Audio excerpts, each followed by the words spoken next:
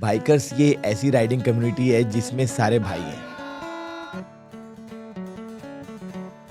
Travel का जो passion है वो कब से शुरू हुआ? कुछ हमारे सीनियर टीचर्स हैं, अराउंड सब 40 प्लस ही थे, तो उन लोगों ने लद्दाख ट्रिप कर ली। ओह, तो हम 4 लोग निकल गए ना। 3 इडियट्स का शूट हुआ था पैंगोंग, ठीक है। वहाँ हम लोग गए, 3 इडियट्स को वापस से रिक्रिएट करने की कोशिश किए।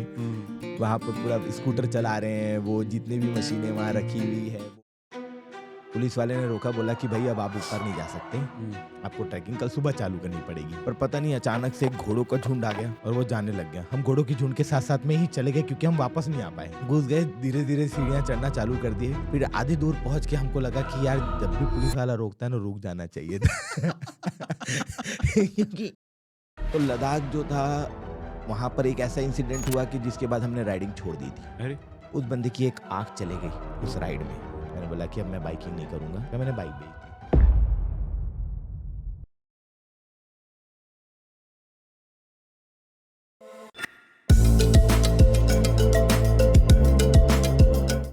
स्वप्निल भाई, welcome to this podcast. And आप लोग की कम्युनिटी बाइकर्स है ना जी। ये क्या है बाइकर्स? बाइकर्स बाइकर्स क्या होता है बाइकर्स? बाइकर्स ये ऐसी राइडिंग कम्युनिटी है जिसमें सारे भाई हैं ओके। और कोई बहन नहीं है। हाँ। तो जब ये कम्युनिटी बन रही थी तो हम लोग ने प्लान किया था कि हम लोग राइडिंग तो करते ही हैं, तो वो राइडर्स हो गए। और जो हमारे दोस्त लोग हैं, तो हम लोग जनरली उन लोग को ऐसा भाई बोलते हैं। तो भाई और राइडर्स को कंबाइन करके हमने बना दिया। नाम का आइडिया किसका था? ये मैं और मेरा एक फ्रेंड है बाला, तो हम लोग कलीग भी हैं साथ में। और हम लोग जब प्लान करने बैठे कि यार एक कम्युनिटी का नाम बनाते हैं, कुछ तो भी ना एकदम अच्छा सा यूनिक वाला। राइडिंग तो अपन करते हैं, लेकिन अपनी कम्युनिटी का एक नाम भी होना चाहिए। तो हम दोनों एक दूसरे को ऐसा भाई भाई भाई बोलते थे। तो हम लोग ने बहुत सारे नाम निकाले, तो जिसमें हमको ये नाम जो था ना वो सबसे यूनिक लगा कि यार ये कुछ अलग है और अभी तक किसी के पास है भी नहीं। तो क्यों ना इस नाम के साथ में हम लोग चले जाएं। नहीं, गजब का नाम है। आई मीन सुनते ही लगता है कि एक मतलब वो एक फीलिंग भी आती है कम्युनिटी की, और साथ में जो बाइक राइडिंग की जो पैशन है वो भी दिखता है। आपसे बात कर रहा था ना, तो एक और चीज नाम ध्यान में आ रहा था। जैसे भाई है तो आजकल हम ब्रो भी बोलते हैं। हाँ। तो भाइकर्स, ब्रोकर्स भी। इसीलिए बाइकर्स करते हैं, उसको ब्रोकर्स नहीं किया। हाँ, ब्रोकर्स में फिर वो लोग शेयर बाजार ही समझते हैं। हाँ, अभी क्या होता है कि हमारी कम्युनिटी में ना ऑलमोस्ट सारे बॉयज हैं। हम लोग गर्ल्स को इंक्लूड नहीं करते हैं। तो इसका रीजन भी है कि हम लोग जितना एक्सट्रीम राइडिंग करते हैं, तो कहीं ना कहीं गर्ल्स को ऐड करें तो हम लोग को ऐसा लगता है कि यार सेफ्टी कंसर्न ज्यादा बढ़ जाएगा। और जब लड़के लड़के हैं तो हम लोग कहीं पे भी कैसे भी एडजस्ट हो जाते हैं। तो इसलिए हम लोग ने अभी तक गर्ल्स को इंक्लूड नहीं किया है। पर ऐसी कम्युनिटी में ना कभी कभी बात चलती है कि कोई भी मेरे को बोलता है कि भैया अगर कोई गर्ल ऐड हो गई तो हमारे ग्रुप का नाम आप क्या रखोगे? मतलब ग्रुप का नाम तो चेंज नहीं होगा। तो उसने बोला कि नहीं, मतलब अगर गर्ल ऐड हो गई तो आप थोड़ा सोचो कि इसका नाम क्या होगा। मतलब क्या हो सकता है, तू ही बता दे, आपने कुछ सोचा होगा तो आप लोग बता दो। तो बोला भयंकर हो जाएगा। तो वो बाइकर से भयंकर में चले जाएगा। भयंकर हो जाएगा। That's true, सही बात है। तो वैसे आज बॉयज लोग हैं तो बाइकिंग काफी पॉपुलर है। आई थिंक आप लोग अपने कम्युनिटी में देख रहे होंगे, गर्ल्स भी इस पैशन को काफी अडॉप्ट कर रही होंगी। काफी इवन छत्तीसगढ़ में भी बहुत सारी ऐसी कम्युनिटी है जो गर्ल्स की अलग से कम्युनिटी है। ठीक है, तो हम लोग की इसमें अगर कोई ऐसी गर्ल आती है तो हम लोग कोशिश करते हैं कि उनको बोल देते हैं कि आप गर्ल्स की एक कम्युनिटी आप उसमें भी ज्वाइन कर सकते हैं। प्लस ऐसी और भी राइडिंग कम्युनिटीज है जिसमें गर्ल्स एज अ कपल उन लोग भी ज्वाइन कर सकते हैं। तो हम लोग भी उनके साथ भी राइड करते हैं। तो जब भी कपल में जाना है तो उनके साथ चले जाते हैं, अदरवाइज अगर सिर्फ बॉयज है तो वो हमारे साथ ज्वाइन कर लेते हैं, निकल जाते हैं। सबने भाई, ये जो ट्रैवल का जो पैशन है वो कब से शुरू हुआ? लाइक इसको जो लाइक ये जो बाइकिंग एंड एवरीथिंग, इस लॉन्ग टूर्स वगैरह, ये सारे जो पैशन है वो कब से डेवलप होना शुरू हुआ?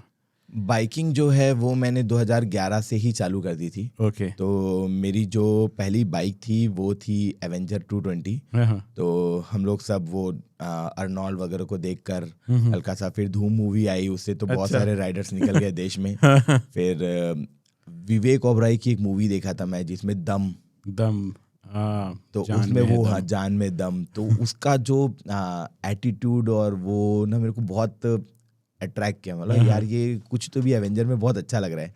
इनफैक्ट दूसरा एक और मूवी था ना, उसका जो गाना चला था, ओ हमदम सुनियो रे। तो वो देखकर मेरे को ऐसा लगा कि ये बाइक मेरे को लेनी चाहिए। वो हमने ली और फिर उसके बाद सारे दोस्त लोग के साथ में एक बार प्लान बना कि घूमने चलते हैं। तो कॉलेज पास आउट किए थे, न्यू जॉब लगी थी, तो उस समय इतना पता नहीं था कि बाइकिंग कल्चर क्या होता है, कैसी होती चीज़ें। तो अपने ही फ्रेंड्स में ही हम लोग ने ग्रुप बनाया और छोटे छोटे स्पॉट्स पहले कवर करना चालू किए। पहले 50 किलोमीटर, 100 किलोमीटर, कभी बारनवा पारा चले गए, कभी सिरपुर चले गए। तो हमको ये जगह भी बहुत दूर लगती थी, तो हम लोग वैसे घूमना चालू किए उसमें। फिर उसके बाद ऐसा हुआ कि जो लॉन्ग डिस्टेंस रनिंग है वो हमने कैसे चालू किया कि एक बार हमारे ही स्कूल में, मतलब कुछ हमारे सीनियर टीचर्स हैं जिन लोग अराउंड सब 40+ ही थे, 45+, मतलब 50 के आसपास के थे। तो उन लोग ने लद्दाख ट्रिप कर ली। Oh good. तो अब कई बार बॉयज़ की चेकलिस्ट में रहता है कि लद्दाख जाना है, लद्दाख जाना है। तो मैंने अपने कलीग को बोला, बाला को, कि यार अब सोच, उन लोग कर लिए और अपन है 24-25 साल के और अपन नहीं जा पा रहे, तो लेट्स प्लान कि अपन लद्दाख जाएंगे। तो हमने प्लान बनाया कि हम लोग को लद्दाख जाना है। फिर हम लोग बोले अब अपन 2 तो नहीं जाएंगे, सबको लेते हैं। तो सब ने अपने आसपास के दोस्तों को सबको जमा किया। जमा करने के बाद अराउंड 30 मेंबर्स जो है वो ग्रुप में ज्वाइन हो गए। लेकिन बोलते हैं ना कि प्लानिंग बनती है पर ज़रूरी नहीं है कि उतने लोगों का एग्जीक्यूशन होगा। एट लास्ट 3 मेंबर्स बचे थे। ओके। मैं, प्रशांत और एक फ्रेंड था हमारा, सुमेध। तो हम 3 लोग थे और बाला का भी कैंसिल हो गया। वो बोला भाई मैं भी नहीं जा पाऊंगा, शायद मेरे से नहीं हो पा रहा वो बजट में। बाला या जो मेरा कलीग है। तो हम दोनों ने मिलकर ही बाइकर्स बनाया था। तो फिर उसके बाद वो हुआ तो वो मना कर दिया। फिर जिस दिन हम लोग राइडिंग का प्लान बनाए कि अब हमको निकलना है, तो पता नहीं क्यों मेरा मन एकदम से नहीं मान रहा था। मैंने बाला को कॉल लगाया और ऐसे ही कुछ हुआ कि उसका कॉल आया, मैंने कॉल लगाया। तो फिर हमारी बात हुई, तो मैंने उसने बोला कि भाई पूरी तैयारी हो गई। मैं बोला हाँ यार तैयारी तो पूरी हो गई, सिर्फ तू मिसिंग है। ये बात पता नहीं उसको लग गई। तो उसने बोला यार जाना तो मैं भी चाहता हूँ क्योंकि प्लान तो मैंने भी बनाया था।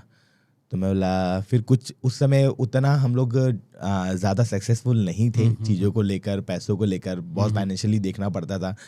तो उसने बोला मैं कुछ जुगाड़ता हूँ, देखता हूँ। तो कल सुबह हमको 6 बजे निकलना है और आज रात को 12 बजे उसके लिए हम, मतलब 10 से लेकर 12 बजे तक हम बाइक जुगाड़ रहे हैं कि कोई ऐसी बाइक मिल जाए जिसको लेकर वो जा सके। अच्छा, ठीक है। तब हमारे पास भी जो है बाइकों की कमी हो जाती थी। तो फिर ऐसा करके प्लान बना। रात के 12-1 बजे तक हमको समझ में आया कि बाइक नहीं मिल रही है, काम करते हैं तू हमारे साथ ही चल। तो 2 गाड़ी और हम 4 लोग। अच्छा। तो फिर हम लोग ने सुबह 7 बजे, वो आया, भिलाई में रहता है, वो भिलाई से आया। फिर हमने प्लान किया और वो हमारे साथ पूरा बैगेज वगैरह हमने बांधा। उस टाइम पे मैंने भी अपने फ्रेंड से एक बाइक बोरो की थी, क्लासिक 350, जो लद्दाख जाने के लिए। और क्या होता था कि जब लद्दाख जा रहे ना तो फिर सबके माइंड में रहता था कि यार बुलेट जो है वो लद्दाख में चलती है। और एक फ्रेंड के पास थी रॉयल एनफील्ड इंटरसेप्टर 650cc। उस समय पहली बार आई थी रॉयल एनफील्ड की 650। तो उसने प्लान किया कि भाई मैं ये लेके चलता हूँ। हमने बोला हम बुलेट लेके चलेंगे। तो जब मेरा फ्रेंड गया था लद्दाख तो वो मेरी एवेंजर ले गया था। तो बोला इस बार मैं तेरी बाइक लेके जाता हूँ। तो ऐसे बाइक एक्सचेंज हुआ। तो मतलब वो बॉन्डिंग जो है ना हमारे बाइकर्स की, तो ब्रदरहुड जो बोलते हैं, वो बनी हुई थी काफी।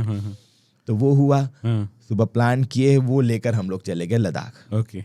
और वो मतलब हमारा सबसे पहला लॉन्ग राइड था, लेकिन ना उसमें हमारी कोई तैयारी नहीं थी। मतलब हमको पता नहीं था कि राइडिंग कैसे करते हैं, क्या चीजें रहती, क्या सेफ्टी गियर्स रखना होता है, कितना क्या करना होता है। तो ये मतलब एकदम रॉ थे उस समय। रॉ थे, हाँ। और ऐसा था कि कोरोना के बाद का दूसरा साल था, 2020 के आसपास में हम लोग, या 2021 के आसपास में हम लोग ने प्लान किया था। हम जब यहाँ से निकले, हमारे पास राइडिंग जैकेट नहीं है, राइडिंग पैंट नहीं है। हम सिर्फ ठंड से रिलेटेड कपड़े, बड़ा बड़ा जैकेट, अपना रेनकोट वगैरह, ये सब, राइडिंग ग्लव्स वगैरह, और हेलमेट एक अच्छा हमने रख लिया था। तो हम 4 लोग निकल गए, पूरा एक्सप्लोर किया। अब वहाँ जाने के बाद हमको ये समझ में आया कि वहाँ जाना कहाँ है, क्योंकि वहाँ पर कहीं जाना नहीं होता है। लद्दाख में जाना होता है। तो अगर आप जा रहे हो तो आपको रास्ते में ही चीज़ें, सब चीज़ दिखेगी, सब चीज़ आप एक्सप्लोर कर लो। कुछ कुछ जगह हैं वहाँ जाना है, ठीक है।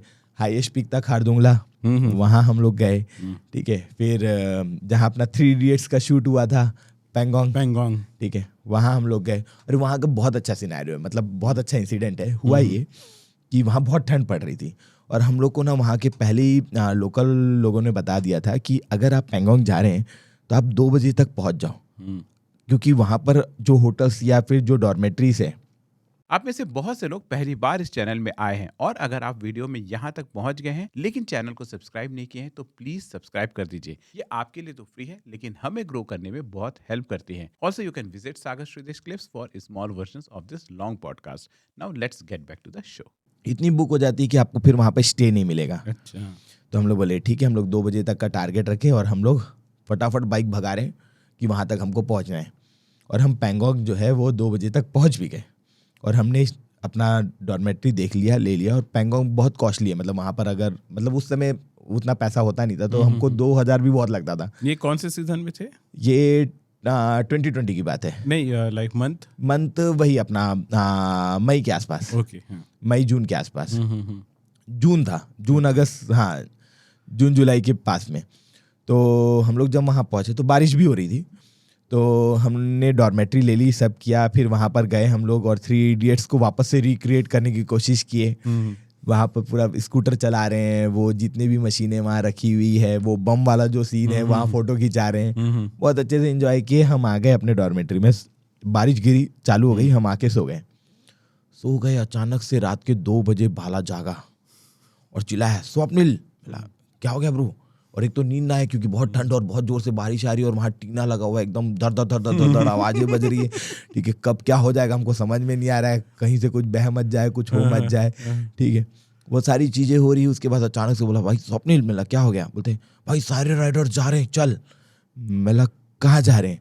तो बोलता मेरे को ऐसा लग रहा है कि सब यहाँ से अब जाने का टाइम हो गया, सब निकल रहे हैं, देख बड़ा बड़ बाइकें जा रही है, दर दर दर गाड़ियों की आवाज लगातार चले। मैं थोड़ा सुना, मतलब हाँ जा तो रही है।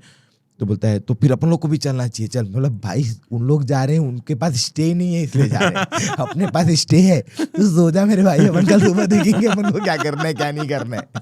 मतलब स्टे होते हुए भी हम लोग उनके पीछे पीछे निकल रहे हैं। अच्छा फिर ठीक है ब्रो। तो फिर हम लोग सो गए।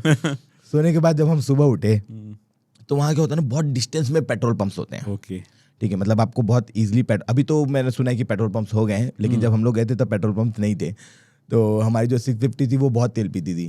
तो जब सुबह उठे तो हमने देखा कि यार हमारी गाड़ी में उतना तेल नहीं है। और मेरा और प्रशांत का ऐसा रहता था कि अगर हम पहुंचे हैं तो हमको वो जगह एक्सप्लोर करनी है। तो हम सुबह सुबह उठे, वहां से अपनी गाड़ियां उठाए और हम थोड़ा सा और आगे की तरफ निकल गए। पर तेल भी देखना था कि हमको नेक्स्ट पेट्रोल पंप तक पहुंचना है। आगे जाके फोटोग्राफी वगैरह की। वहाँ से हमको लोकल ने बताया कि भाई आप वहाँ से चाइना बॉर्डर तक जा सकते हो। तो हम लोग और थोड़ा एक्साइटेड हो गए कि यार चलते हैं। लेकिन उस समय किलोमीटर भी गिनते थे कि जा पाएगी कि नहीं जा पाएगी। फिर रिटर्न आए हम लोग, बोले नहीं जा पाएगी भाई, अपन वापस चलते हैं। वापस आए तो एक 4 व्हीलर थी, उसका टायर पंचर हो गया था। ओके। और वहाँ पर उसके पास में कुछ था नहीं, तो हम लोग एयर इन्फ्लेंटर लेकर गए थे। तो हमने उसको एयर इन्फ्लेंटर दिया, बदले में उसने हमको पेट्रोल दिया। तो फिर हमने उसे पेट्रोल लिया। ऐसे भाईचारा चलता रहता है। भाईचारा वहाँ पर बहुत चलता है, तो कम नहीं बहुत। और इवन इंडिया के हर स्टेट से लोग वहाँ पहुँचते हैं। हम वहाँ जाओगे ना और एक साथ ग्रुप में बैठ के मस्त बॉन फायर करके लोग ना अपनी अपनी स्टोरी सुनाते हैं। लैंग्वेज बहुत बार समझ में नहीं आती है, कई लोग साउथ के रहते हैं, कई लोग नॉर्थ के रहते हैं, तो बहुत मिक्सअप होता है। लेकिन ना वो फीलिंग समझ में आती है, इमोशन कॉमन रहता है। हाँ सबका मतलब जो एक नए दुनिया में जो एंटर करने का जो वो है, इमोशंस है, खुशी है, अचीवमेंट का, समझ लीजिए, वो एक अलग वो रहता है, अलग। फिर वहां से हम निकले और लोकल से पूछते थे। उस समय मैप भी हमको राइट बोले तो हम लेफ्ट मुड़ जाते थे, क्योंकि मैप की उतनी आदत नहीं होती थी ना। अभी अपन रेगुलर यूज नहीं करते हैं, ठीक है। अभी मैं किसी को नए को पकड़ा दूंगा ना तो वो इधर उधर मोड़ देगा, होता है ठीक है, वो चीजें होती। तो उस समय हम लोग के साथ भी ऐसा होता था। फिर वापस घूम कर आए, फिर सही रास्ता पकड़े, ऐसा कर करके हम लोग जो है वहाँ जगह एक्सप्लोर करने लगे। तो लद्दाख जो था, वहाँ पर एक ऐसा इंसिडेंट हुआ कि जिसके बाद हमने राइडिंग छोड़ दी थी। अरे हुआ ये कि जब हम पूरा एक्सप्लोर करके रिटर्न आ रहे थे तो गलती हमारी है, मतलब हमने ना पूरी रात गाड़ी चला ली, क्योंकि हमारा एक फ्रेंड दिल्ली में आ गया था, उसने हमारे लिए रूम बुक कर दिया। बोला कि तुम लोग दिल्ली आ जाओ, 150 किलोमीटर बचा है और यहीं पे आराम कर लेना। तो उसके चक्कर में हमने पूरी रात गाड़ी चलाई। रात गाड़ी चलाने चक्कर में सुबह जो है हम लोग को झपकी आने लग गई। तो हमारे जो 2 राइडर्स थे उनका एक्सीडेंट हो गया। बहुत बारिश थी, आगे कुछ समझ में नहीं आया, और हम लोग एक जगह में चाय पिए। चाय पीने के बाद में मैंने सुमित को बोला कि मैं चलाता हूँ। उसने बोला नहीं दादा, मेरे को बहुत मन कर रहा, मैं चलाता हूँ। तो उसने रेनकोट जल्दी पहन लिया, बोला मैं धीरे धीरे आगे बढ़ रहा हूँ और आप लोग आओ। तो अब उस समय उतनी कनेक्टिविटी नहीं होती, फ़ोन लगाना है, कहाँ पहुँचे हो, क्या है। हम वहाँ से मैं और प्रशांत निकले रेनकोट पहन के, तो हम लोग हार्डली सिर्फ 1-2 मिनट ही आगे थे। अब जा ही रहे हम लोग बाइक से चले। तो क्या होता था ना, लद्दाख में जब हम जाते थे तो कोई ना कोई राइडर गिर जाता था, कभी इधर फिसल गया, कभी उधर फिसल गया, कोई गिर गया, तो हम लोग हेल्प करते थे, उठाते थे। तो यहाँ पर हम जब जा रहे थे, हमने देखा किसी का एक्सीडेंट हो गया है। तो हमने जब देखा एक्सीडेंट हो गया, हम दोनों आगे निकल गए। फिर उसके बाद मुझे याद आया कि यार जो बैग हमने बांधा था, जो तिरपाल हमने उसके ऊपर बांधा था, वो तो हमारे ही लोग हैं। बोला यार ये अपने ही लोग हैं। प्रशांत बोला क्या बात कर रहा है, तुरंत गाड़ी साइड लगाए, फिर पुलिस आई, एम्बुलेंस आया। हरियाणा की बात है, करनाल की। अच्छा, करनाल में हुआ था एक्सीडेंट? करनाल में हुआ। फिर हम लोग वहाँ से करनाल गए, तो जो सुमेत था उसकी मामी के काफ़ी अच्छे फ्रेंड थे, मनोज सर, तो उन्होंने हमारी बहुत हेल्प की। तो गवर्नमेंट हॉस्पिटल लेकर गए उनको, फिर उनका इलाज वगैरह चला। फिर उसके बाद वहाँ से सुमेत को ज़्यादा लगी थी और बाला को भी लगी थी, लेकिन उतना ठीक था वो, और सुमेत ही राइड कर रहा था। उसको फिर दिल्ली शिफ्ट किए गंगाराम में। फिर वहाँ उसका ट्रीटमेंट चला, पूरी फैमिली आई। अब मैं बहुत डर गया था कि यार मैं कैसे बताऊँ, एक तो बहुत छोटा लड़का है वो, मतलब 21 साल का लड़का था, 20-21 साल का लड़का था। तो मेरे को ऐसा लगा यार मैं परिवार वालों को कैसे बताऊं, क्या करूं, कैसे ये हिम्मत लाऊं। लोग तो यही बोलेंगे कि जबरदस्ती का शौक पाल के रखो। नहीं, नेगेटिविटी तो बहुत आई है ना, बहुत आई। मतलब मैंने कॉल लगाया अपने घर पे, मैंने बताया कि यार हम दोनों का इन लोग का एक्सीडेंट हो गया है, ठीक है, तो अब मेरे को यहाँ पर रुकना पड़ेगा। तो मेरे घर में जो मम्मी थी, पापा थे, उन लोग बोले कि बेटा छोड़ के मत आना, कुछ भी हो जाए छोड़ के मत आना, तेरे को साल भर क्यों ना रुकना पड़े उसके साथ, पर उस लड़के को ठीक ठाक हालत में हम देखना चाहते हैं।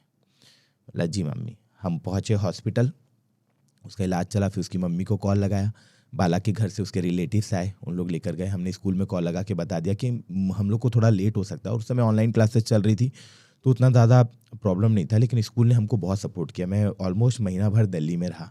अब खाने के पैसे ख़त्म हो गए, सब हो गए, लेकिन जब फैमिली वाले आए तो बहुत सपोर्ट हो गया हमारा। फिर उसका ट्रीटमेंट चला महीने भर। फिर उसको लेकर हम लोग जब बहुत सेटल्ड हो गया चीज़ें, तो फिर उसको लेकर दुर्ग आए। तो फिर मैं आ गया और ट्रेन में आ गया, क्योंकि गाड़ियाँ फिर हमने ट्रेन में डाल दी और ट्रेन से गाड़ियाँ आ गई रिटर्न। और एक गाड़ी जो एक्सीडेंटल थी वो अभी भी वहीं पे हरियाणा में थी। अच्छा। फिर उसको बाद में हमने मंगवा लिया। फिर जब वापस आ गए तो फिर एक दिन मैं और बाला बैठे, तो मैं बोला यार ये ना सही नहीं है। मतलब पता नहीं क्यों मेरे को ऐसा लग रहा है कि अपन किसी को लेकर जा रहे हैं तो हम किसी की जान जो है वो जोखिम में डाल दे रहे हैं, और हम उस कैपेबल नहीं है कि हम किसी के साथ खेल सकें। तो हमको बहुत बुरा लगा, और हमने अपनी जो बाइकें थी, जो मेरी बाइक थी, मैंने उसको बेच दी। मैंने बोला कि अब मैं बाइकिंग नहीं करूँगा, मेरे से नहीं हो पाएगा, मैंने बाइक बेच दी। तो वो सब ख़त्म हुआ सीन। फिर 3 महीने बाद सुमेत का, मतलब जब वो ठीक हो गया, 3-4 महीने बाद सुमेत का स्टेटस हमने देखा, वो देहरादून में घूम रहा था। उस बंदे की एक आँख चले गई उस राइड में, ठीक है, वो इतने प्रेशर से उसकी एक आँख फूट गई। लेकिन उस बंदे का जुनून देखो, वो देहरादून घूम रहा है। फिर हम लोग बोले ठीक है वो फ्रेंड्स के साथ गया होगा। फिर फैमिली के साथ वो गैंगटॉक पहुंच गया। फिर मैं और बाला एक दूसरे से बात की, हम लोग बोले भाई वो तो अपनी जिंदगी जी रहा है जिसके रिग्रेट में हम लोग अपनी बाइक बेच दी। वो चीज हुई। मैं बोला बाइक निकाल, कौन सी लेनी है। सही बात है। मैंने वापस से यूएम कमांडो जो मैंने बेची, मैंने बोला कि यार अब ये कंपनी तो बंद हो गई, तो मैं एक काम करता हूँ, इसको सेकंड हैंड ढूंढता हूँ, क्योंकि मेरे को क्रूजर बहुत पसंद है। लेकिन मैं वापस एवेंजर में नहीं जाना चाह रहा था, मैं चाह रहा था थोड़ा सा अपडेट हो जाए 300 सीसी में। तो फिर मैंने सेकंड हैंड ले ली। तो वो बाइक मैंने ली, हमने प्लान बनाया, हम जा रहे हैं अब उत्तराखंड। बोले ठीक है। और मेरे साथ हमेशा ऐसा रहा है कि ना, मैं जब भी लॉन्ग रूट बनाया हूँ, वो सेम बंदे मेरे साथ नहीं रहते हैं। अच्छा। हमेशा लोग चेंज हो जाते हैं।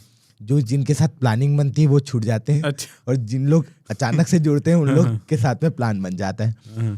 तो इस बार ऐसा हुआ कि जो मैंने बताया था, जो हमारे आइडल हैं, शायद अभी तक मैंने उनको बोला भी नहीं, पता नहीं ट्रिप में, कि हमने आपको देखकर लद्दाख ट्रिप मारा था। वो हमारे साथ जुड़ गए। अच्छा। वो बोले मैं चलूँगा उत्तराखंड। फिर हम लोग 4 कलीग और मेरा भाई अमर, हम 5 लोग जो है उत्तराखंड का ट्रिप बनाए कि अब हमारा जो लॉन्ग राइड है वो हम लोग उत्तराखंड बनाते हैं। तो फिर हमने लिया 4 धाम यात्रा। हम बोले अब भगवान की शरण में चलते हुए ट्रिप करेंगे। शिव जी के समक्ष अपना रख देंगे और बोलेंगे कि शिव जी हमारा जो ट्रिप है वो आपके हाथ में, आप सक्सेसफुल कर दो। वो चीज़ें चली। अब हुआ कि जाते ही जाते, मतलब हम दूसरे ही दिन, मेरी गाड़ी का क्लच प्लेट जल गया। मेरा भाई जो है वो BMW बाइक थी उन दोनों सर की, उनके साथ में बोला कि मैं उनके साथ साथ में चलूँगा। तो वो उनकी स्पीड में चल रहा था और क्लच प्लेट जला दिया झांसी में। फिर हमने पल्सर का क्लच प्लेट डाला उस बाइक में, और जबकि वो 300 सीसी की बाइक है, तो वो अमेरिकन बिल्ड बाइक थी, तो उसमें वो क्लच प्लेट जो था वो डलने के बाद ज़्यादा दिल्ली तक जाता। अच्छा। और दिल्ली में उसका शोरूम था तो हम वहाँ बना सकते थे। लेकिन जब हम चलाना चालू किया हमको लगा कि गाड़ी बहुत अच्छी चल रही है, तो अभी बनाए हैं तो उसको अननेसेसरली शोरूम क्यों लेकर जाना, अपना ट्रिप कंप्लीट करते हैं और हम वापस रायपुर छत्तीसगढ़ में उसको बनाएंगे। पर हम भूल गए थे कि हम हाई एल्टीट्यूड में जा रहे हैं। जैसे ही हम पहाड़ों में पहुंचे तब उसका गैसकेट फट गया। अब उसका गैसकेट फट गया तो ऑयल जो है वो लीक होने लग गया। अब वो ऐसी गाड़ी थी, उसको देख के मैकेनिक डर जाते थे, भाई ये गाड़ी को हम नहीं छुएंगे, कुछ हो गया नहीं चली, अभी तो चल भी रही है। UM renegade commando. ओके। हाँ। तो उसको देख के डर जाते थे, बोलते थे हम नहीं छू रहे ये गाड़ी, ये हमसे नहीं बनेगी। फिर पूरे मोहल्ले में घूम घाम के उन लोग बोलते थे ये शहर चले जाओ, यहाँ पर एक मैकेनिक है जो स्पोर्ट्स बाइक बनाता है, तो वो शायद ये गाड़ी बना सकता है। फिर हमने क्या किया, उसका रील्स बनाना चालू किया और हमने उसको ना धीरे धीरे पोस्ट करना चालू किया। तो क्या हुआ, छत्तीसगढ़ से बहुत सपोर्ट आया। अच्छा। लोग कमेंट्स करने लगे कि भाई ये कर ले, भाई ये कर ले, भाई ऐसा कर ले, ये करने से ठीक हो जाएगा। ठीक है, पर दिक्कत ये थी कि उनके कमेंट्स टाइम पे नहीं आते थे, हमारे पास नेटवर्क नहीं रहता था। और जब नेटवर्क आता था तब तक वो प्रॉब्लम सॉल्व हो जाता था। तो हम लोग क्या किए, ऑयल का 5 लीटर, पेट्रोल का 5 लीटर, अच्छा, दोनों डब्बा कैरी कर लिए। बोले ऑयल कम होगा ऑयल डालेंगे, पेट्रोल कम होगा पेट्रोल डालेंगे, क्योंकि उस गाड़ी में कोई भरोसा लग नहीं रहा था। आप में से बहुत से लोग पहली बार इस चैनल में आए हैं और अगर आप वीडियो में यहाँ तक पहुँच गए हैं लेकिन चैनल को सब्सक्राइब नहीं किए हैं तो प्लीज सब्सक्राइब कर दीजिए। ये आपके लिए तो फ्री है लेकिन हमें ग्रो करने में बहुत हेल्प करती है। Also you can visit Sagar Shridesh clips for small versions of this long podcast. Now let's get back to the show. लेकिन ये हुआ कि जो मेरे साथ के कलीग थे उन्होंने मेरा साथ नहीं छोड़ा। भले मैं पूरा दिन एक जगह में गाड़ी बनाऊं तो उन लोग सबके सब पूरा दिन वहाँ पर एंजॉय करते थे, साथ में रहते थे, आसपास की जगह एक्सप्लोर करते थे और साथ में वहाँ से निकलते थे। तो उत्तराखंड बहुत खूबसूरत है, मतलब इतनी ग्रीनरी है वहाँ पर, इतनी ग्रीनरी है और इतना सुंदर है कि बहुत पीस है वहाँ पर, और वहाँ के रोड्स भी बहुत अच्छे हैं। तो जब हम लोग एक्सप्लोर करते गए, ठीक है, और हमारा ऐसा रहता ना कि राइडिंग के साथ साथ में हम लोग जगह भी एक्सप्लोर करते हैं। तो जब हम लोग यमुनोत्री पहुँचे थे फर्स्ट टाइम, तो अब पता चला कि 6 किलोमीटर का ट्रैक है। फिर हमको पता चला कि जो केदारनाथ का ट्रैक है वो अराउंड 20 किलोमीटर के आसपास। अब मिक्स चलता है, कभी 17 बोलते, कोई 18 बोलते, कहीं 20 लिखा रहता है, वहाँ बोर्ड में 21 लिखा रहता है, कोई 27 बोलता है। जिसकी जैसी कैपेसिटी वो केदारनाथ को अपना ट्रैक बना देता है कितने किलोमीटर का है। अब हम बोले यार वो ट्रैक जब अपन को चलना है 21 किलोमीटर जो भी है, तो ये तो सिर्फ 6 किलोमीटर ही क्या ही हो जाएगा। हम सुबह 6 बजे उठे, ट्रैकिंग करना चालू किए, पर वहाँ पूरी सीढ़ी है, यमुनोत्री में पूरी सीढ़ी है। पूरी सीढ़ी से चढ़ते चढ़ते हमको दोपहर हो गया, बीच में रुक रहे हैं, थक रहे हैं, खा रहे हैं, पी रहे हैं सब चीज़। और सीढ़ी चढ़ना ज़्यादा टफ है रेदर देन पहाड़ों की ट्रैकिंग करना, क्योंकि आपको पता है कि इतना पैर तो आपको उठाना ही पड़ेगा सीढ़ी चढ़ने के लिए। Very true. तो अब उतना हेल्थ मेंटेन नहीं किए थे, पहली बार चढ़े, सबका पैर जाम हो गया। बोले भाई ये 6 किलोमीटर की ट्रैकिंग नहीं हो रही हमसे। अब 21 चलना है, 27 जो है वो। फिर उसके बाद तुंगनाथ, जहाँ हाईएस्ट शिव मंदिर है वर्ल्ड का, वो भी जाना था। हम नीचे उतरने के बाद हम लोग अपनी कैपेबिलिटी पे क्वेश्चन मार्क करने लगे, भाई कैसे करेंगे हम लोग ये चीज। तो फिर सर ने, जो हमारे सीनियर्स, उन लोग बोले यार हो जाएगा, धीरे धीरे साथ में चलेंगे। तो यमुनोत्री बहुत अच्छे से हो गया, गंगोत्री गए, वहां तक तो पूरी बाइक जाती गंगोत्री तक। और वहाँ का जो रूट मैप है ना सब 4 के शेप में कि आपको यमुनोत्री चढ़ना है, उतरना है, फिर गंगोत्री चढ़ना है, फिर उतरना है, फिर केदारनाथ के लिए जाना है, अच्छा, फिर उतर के फिर बद्रीनाथ के लिए जाना है। इस तरफ से ऐसे डायरेक्ट नहीं है, डायरेक्ट वाला कोई लेन या तो फिर पहाड़ आप चढ़ते चढ़ते ट्रैकिंग करके आओ, तो वो बहुत टफ है। टफ होगा, सही बात तो फिर अगर चढ़ के आ गए तो बाइक उठाने वापस भी तो आना पड़ेगा। सही बात है। हमने प्लान किया, बोले ठीक है, ये करके हम केदारनाथ पहुंचे।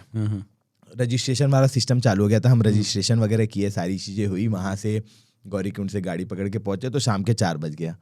पुलिस वाले ने रोका, बोला कि भाई अब आप ऊपर नहीं जा सकते, आपको ट्रैकिंग कल सुबह चालू करनी पड़ेगी। पर पता नहीं अचानक से एक घोड़ों का झुंड आ गया और वो जाने लग गया। हम घोड़ों की झुंड के साथ साथ में ही चले गए क्योंकि हम वापस नहीं आ पाए। हो सकता है महादेव का बुलावा आया, बोले तुम लोग रात को चढ़ जाओ, तो वो उनके साथ ही साथ हम लोग घुस गए, 4-5 लोग घुस गए, धीरे धीरे सीढ़ियाँ चढ़ना चालू कर दिए। फिर आधी दूर पहुंच के हमको लगा कि यार जब भी पुलिस वाला रोकता है ना, रुक जाना चाहिए था।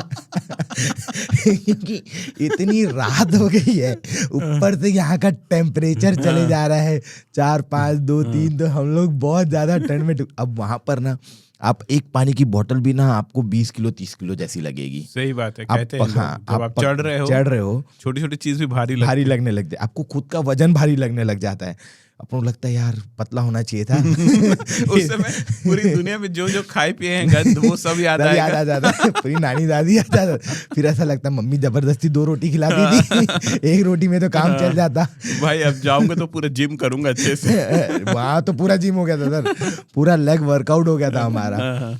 अब आगे चलते गए, अब चलते चलते क्या होता था, कोई आगे बढ़े कोई पीछे बढ़े। अब हमको ना बीच में समझ में नहीं आया कि पवन सर कहाँ गए। अच्छा, कोई बोला कि मैं आगे जाते हुए देखा हूँ, तो हम लोग बोले कि हम लोग धीरे धीरे आते हैं। आप लोग रवि सर को बोले आप पवन सर को पकड़ो, वो पवन सर को पकड़ने के लिए धीरे चले गए। रूट पे मोबाइल नेटवर्क है? मोबाइल नेटवर्क है, अच्छा है, लेकिन वो कहीं कहीं पे काम आता है, मतलब हर जगह नहीं। ऊपर जाने के बाद काम आता है, नीचे तो बिल्कुल भी नहीं था, बीच बीच में। तो फिर और वहां पर आप जितना ऊपर चढ़ते जाओगे उतनी चीजों का जो प्राइस है वो बढ़ते जाएगा।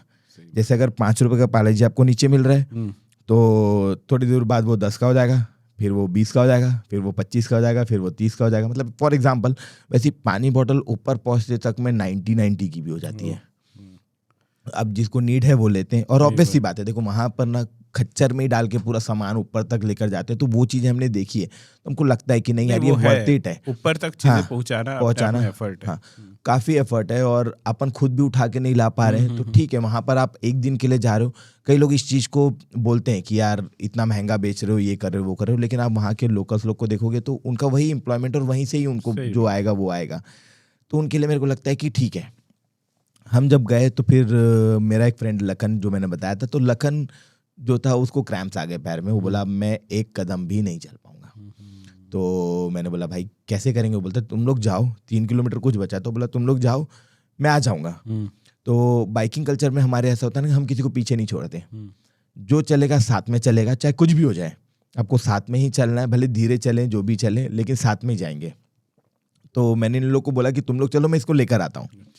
फिर लखन को आ गई नींद, तो लखन बोला मैं थोड़ा देर आधा 1 घंटा सोता हूँ। बोला ठीक है भाई तू सो जा, मैं बैठा हूँ बगल में। अब बैठे बैठे मुझे कब नींद आ गई पता नहीं चला, मैं भी सो गया। फिर थोड़ी देर बाद लखन ने मेरे को उठाया, तो बोला कि भाई क्या कर रहा है तू? बोला अरे मैं तो तेरा वेट कर रहा था कि तू उठेगा तो फिर चलेंगे। बोलता तुझे पता है ये जो खच्चर खड़ा है ये तेरे को किस कर रहा था? बोला क्या बात कर रहा है? बोलता तू उससे नहीं उठा, मैं तेरे को उठाया हूँ। तो मैं बोला तो तू क्या कर रहा था जब वो किस कर रहा था? बोलता मैं वेट कर रहा था। मतलब क्यों? तो बोलता है कि वो कच्चर पहले उसको किस किया था जिससे वो उठा, फिर उसके बाद वो तेरे पास आया, तो मैं वेट कर रहा था जब तक तेरे को किस नहीं करेगा मैं तेरे को उठाऊंगा नहीं। तो मतलब भाई इतना करने की क्या जरूरत थी? बोलता ताकि ये स्टोरी हम तक रहे, आगे ना पहुंचे, नहीं तो तू मेरे को छेड़ता रह जाएगा, क्योंकि मैं तो तेरे को बता दूंगा कि मैं ऐसे उठाऊं। तो मैं ये चाहता था कि मैं तेरे को भी बताऊं कि तू भी ऐसे ही उठाए। फिर उसको लिए हम लोग गए, फिर केदारनाथ में दर्शन किए, बहुत अच्छे से दर्शन हुआ हमारा। और वहाँ से फिर हम लोग ने, हमारा प्लान था वहाँ नाइट स्टे करने का, लेकिन हमने नाइट स्टे नहीं किया। अच्छा। और हाँ, वहाँ जाते साथ ना ऊपर में गर्म पानी मिलता है, 100 रुपये बकेट मिलता है, 1 बकेट का 100 रुपये। अच्छा। हाँ, आप वहाँ नहा लो मस्त, और आप दर्शन करने चले जाओ। लेकिन जो हमारा लखन है ना, वो बहुत ज़्यादा एडवेंचरस है। वो गर्म पानी से नहीं नहाया, वो वहाँ के नदी में जाके नहाया। इतने कोल्ड में वहाँ की नदी में वो नहा के आया, मैं बोला भाई क्यों ऐसा? तो बोलता है कि हम जब गंगोत्री में जब गए थे स्नान करने के लिए, तो वहाँ पर ना एक बकेट मिलता है, एक साकड़ मिलती है और डालना रहता है। मतलब बहुत जिगरा चाहिए, आप पैर डुबाओगे तो पता चलेगा कि बर्फ से पिघल के पानी आ रहा है और उससे नहाना है। हालत खस्ता होगी। तो बहुत टाइम तक तो सोचे हम लोग क्या कर रहे हैं। फिर जब हमने देखा कि एक 70-80 साल के अंकल थे, वो गंगोत्री में आए और वो फटाफट नहाए, मस्त ऐसा टॉवल वॉल लपेटे और दर्शन करने चले गए। हम लोग यार बोले यार ये मोटिवेशन ज़्यादा हो गया। अब अंकल कर लिए, हमको भी करना पड़ेगा। एक एक करके सब नहाए, लेकिन बहुत अच्छा फील हुआ। तो वही चीज़ को वो वापस एक्सपीरियंस करने केदारनाथ में भी चले गया था। अब क्या होता है ना, वहाँ जाने के बाद ना आपका दिमाग काम नहीं करता, एकदम हाई एल्टीट्यूड रहता है, आपको समझ में नहीं आता क्या करूँ क्या नहीं करूँ, अपन ना परफेक्ट डिसीजन नहीं ले पाते हैं। तो हमारा ऐसा था कि हम स्टे करेंगे, फाइनल था। लेकिन फिर उन लोग बोले कि यार दर्शन हो गया तो फिर रुक के क्या करेंगे, अपन नीचे चलते हैं। ये सबके साथ ऐसा होता है? सबके साथ होता है। अच्छा। ऑक्सीजन की काफ़ी कमी होती है ना, तो अपन परफेक्ट डिसीजन नहीं ले पाते हैं। तो बेटर ये रहता है कि जो आप नीचे डिसीजन लेकर गए हो कि आपको रुकना है या आना है जो भी, तो आप उसमें स्टक हो जाओ और वही डिसीजन करो, तो आपको बाद में ऐसा नहीं लगेगा। तो हमको लगा यार अभी तो सुबह हमारे 3 बजे 4 बजे सुबह पहुंच गए थे, रात भर चढ़े थे, तो हमारे दर्शन वर्शन हो गए, हम 7 साढ़े 7 हो गया। और केदारनाथ के पहले जो बाढ़ आई थी वो भीमशिला वगैरह वो सब चीज़ देखे हम लोग। उसके बाद फिर हम लोग बोले कि अब चलते हैं, हो गया। दर्शन करके हम उतर गए और हम रात भर सोए नहीं थे। उतरने के बाद हमने अपनी बाइकें ली और हमने मेरी जो बाइक ख़राब थी वो वहाँ पर भी ख़राब हो गई थी, उसको एक मैकेनिक के पास दिए थे हम लोग। बना भाई कुछ भी करके इसको थोड़ा मोड़ा तो चालू कर, तो चालू कर दिया था। तो उसके आसपास में ही हमने एक रूम ले लिया था जहाँ हमने पूरा सामान डाल दिया था कि भाई हम कुछ लेकर चढ़ेंगे नहीं, हम खाली हाथ चढ़ेंगे। तो हम बोले कि यार हमारा ऑलरेडी रूम है तो हम वहाँ रूम तक जाते हैं। तो लद्दाख के बाद की दूसरी गलती थी जो हमने वापस से दोहराई थी कि एक रूम है हमारे पास और हमको वो रूम तक जाना है, जबकि हमारा अब ऐसा रूल चेंज हो गया है कि अब हम लोग कोई स्पॉट तक पहुँचने की कोशिश नहीं करते हैं उस ट्रिप के बाद कि रूम है चलते हैं। तो मैंने इन लोगों को बोला कि भाई अपन एक काम करते हैं, यहाँ खाना खा लेते हैं, यहीं पे एक रूम दिख रहा है, अपन यहीं सो जाते हैं बीच में। तो इनका कहना था नहीं यार अपन चलते हैं, ये तो 30 किलोमीटर बचा हुआ है। हमारी लाइफ का सबसे डेंजरस और लंबा 30 किलोमीटर है वो। मतलब आज तक हम लोग वो 30 किलोमीटर को नहीं भूल पाए। ये कितने बजे स्टार्ट किए रिटर्न हम लोग ये रिटर्न की बात कर रहे हो? हाँ रिटर्न की बात कर रहे हैं। तो ये हम लोग वहाँ से 3:30 बजे उतर गए शाम को उतरना चालू किए, नीचे पहुँच गए 6-7 बज गया। 6-7 बज गया तो हमको वहाँ से अराउंड 60 किलोमीटर्स कुछ हमारे होटल तक जाना था। हम अपनी बाइक पार्किंग तक पहुँचे, वहाँ से 7 साढ़े 7 बजे निकाले। तो वहाँ बहुत जाम रहता है, मतलब बहुत ज़्यादा ही जाम रहता है। तो निकलते निकलते ही आपको 1-2 घंटा कब निकल जाएगा आपको पता नहीं चलेगा। तो जब हम लोग पार किए तो वो 9-10 के आसपास कुछ बच गया। फिर हमको लगा 30 किलोमीटर्स अपन यहाँ पर कैसे कैलकुलेट करते, 30 किलोमीटर जाना है यार, अपन ज़्यादा 45 मिनट्स में अपन पहुँच जाएंगे। लेकिन पहाड़ों का 30 किलोमीटर 40-45 मिनट्स नहीं होता, वो ट्रिपल होता है। सही बात है। कम से कम आपको 2-2.5 घंटे लगेंगे 30 किलोमीटर पहुँचने के लिए। तो हम जब चलना चालू किए ना तो सबको झपकी आने लग गई वापस से, सब थके थे, रात भर चढ़े थे और फिर दोपहर में उतर गए, शाम को उतर गए। फिर मैं बोला यार एक काम करते रुक के खाना खा लेते हैं। रुक के खाना खाए तो मैंने उसको पूछा रूम है यहाँ? उसने बोला हाँ है। तो बोला तो मैंने उन लोगों को सबको समझाया कि भाई अपन रूम में स्टे कर लेते हैं, पर उनका कहना था नहीं भाई अपन 30 किलोमीटर तो बचा, चलते हैं। बोला ठीक है भाई चलो ठीक है। अब सब झपकी ले। तो हुआ ये कि आगे से एक बस आ रही थी, पवन सर जा रहे थे, इस साइड खाई थी इस साइड पहाड़ था। वो बस वाला पै कर रहा है, हम लोग चिल्ला रहे हैं पवन सर। अचानक से उनकी नींद खुली और वो ऐसे मुड़ गए। फिर सामने टपरी थी, हमने सबको रोका, सब खड़े हुए एक मीटिंग में। बोले क्या था ये? तो बोले भाई मेरे को तो पता ही नहीं चला कि कब बस आई, मेरे को तो ऐसा लगा कि मैं आँख खोल के गाड़ी चला रहा हूँ। तो मैं बोला अरे आप चला रहे हो, मतलब ना वो एक ऐसा विजन रहता है कि आप माइंड में आपको ऐसा लगेगा मैं आँख खोल के गाड़ी चला रहा हूँ, मेरे को आँख बंद नहीं करना है, मैं सोऊंगा नहीं। और जबरदस्ती हम कॉन्शियसली ओपन रखने की कोशिश करते हो, लेकिन वो आँख खुले में ही आपकी आंखें बंद हो जाती है। आपकी आंखें खुली है लेकिन आपकी आंखें बंद हो गई, आपको नींद आ गई है। ठीक है, तो ये चीजें होती है। मतलब झपकी ना लिटरली बहुत डेंजरस है। आप कितने भी अपने माइंड को याद दिलाओ कि आप आंखें खुली करके चला रहे हो, लेकिन वो होता नहीं है। तो वो इंसिडेंट के बाद हमने रोका, हमने एकदम स्ट्रॉन्ग कॉफी बनवाई सबसे, और हमारे पास सिर्फ 18 किलोमीटर बचा था। वो बनाई, सब पिए, पर वो कॉफ़ी भी उतनी असर नहीं कर रही थी। ठीक है, अचानक से आपने एक ड्रीम वर्ल्ड में चले जाते हो कि मेरे को तो ऐसा ड्रीम आया है कि मेरी वाइफ ने मेरे को सब्जी लाने के लिए भेजा है, मैं सब्जी लेकर आ रहा हूँ, मैं पहुंच रहा हूँ, और गाड़ी चल रही है, और खाई में हम गाड़ी चला रहे हैं। फिर अचानक से आप रियलिटी में आते हो, फिर आप गाड़ी चला रहे हो, फिर आप ड्रीम में चले जाते हो। तो ये चीजें आके खुले खुले में ही हो रही है आपके साथ में। तो फिर गाड़ी रोके, फिर डिस्कशन किए, फिर 5 किलोमीटर बचा था, तो बोले यार बहुत टफ हो रहा है, ये चीजें ना सबके साथ हो रही है, मतलब सब ड्रीम में गाड़ी चला रहे हैं। तो बोले अपन को ना बहुत आराम से सेफ्टी के साथ चलना है। 5 किलोमीटर बचा था, उसको हमने 1 घंटा लगा दिया 5 किलोमीटर को। हम पहुंचे होटल में, चुपचाप स्टे किए वहाँ, और सब सो गए। बोले सब सो जाओ, अब गाड़ियाँ नहीं चलेगी किसी से, और बहुत बारिश हो रही थी, सब सो गए। फिर 1 दिन और एक्स्ट्रा रुके हम लोग वहाँ पर, कि 1 दिन और रुको, 1 दिन और रेस्ट करो, कोई हड़बड़ी नहीं करेगा। फिर 1 दिन और आराम से सोए, सब करने के बाद दूसरे दिन हम लोग वहाँ से निकले। तो वो बहुत, मतलब अभी तक का सबसे लॉन्गेस्ट 30 किलोमीटर हम लोग उसको बोलते हैं। ठीक है, कि जिसको हमने 6-7 घंटा लगा दिया होगा सिर्फ चलाने में। तो वो एक चीज़ थी। फिर वहाँ पर मैंने पहली बार ना क्लाउड्स को एक्सप्लोर किया। अच्छा, फील किया कि क्लाउड्स की खुशबू कैसी होती है, और क्लाउड्स में बारिश कैसे होती है।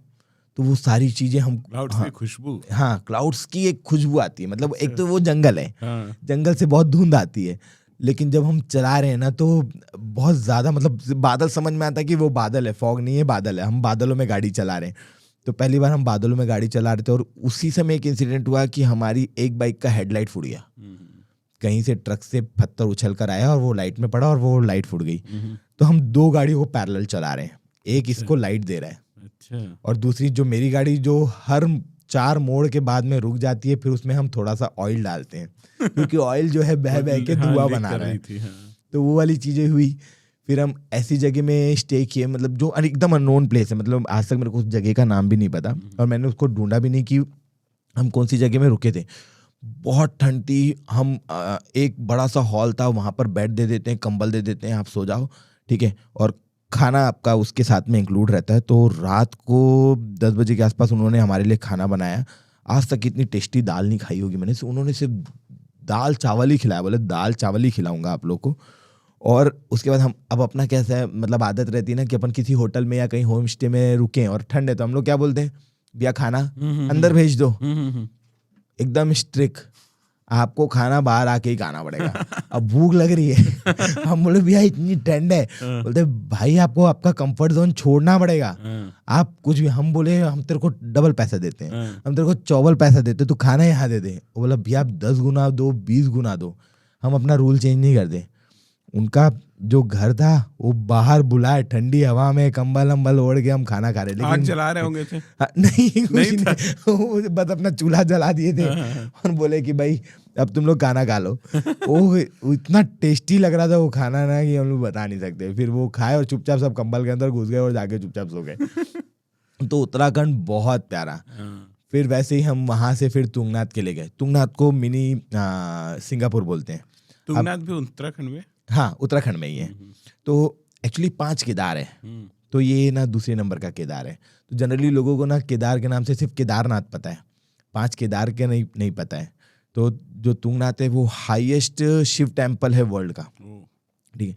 तो अब ऐसा था हम लोग को कि वहाँ जाना है, और वहाँ पर ना बहुत सारी स्टोरीज हम लोग को जानने के लिए मिलती। जब हम वहाँ पहुँचे तो हमको पता चला था कि श्री राम जी रावण का वध करने के बाद में वहाँ पर तपस्या किए थे, शिव जी की और माता रानी की, ताकि वो अपना जो पाप है ब्राह्मण हत्या का वो धुल सके, जो भी जैसा भी। लेकिन वो जगह जो थी वो और ऊपर चढ़ना था, तुंगनाथ से 1-1.5 किलोमीटर और ऊपर था।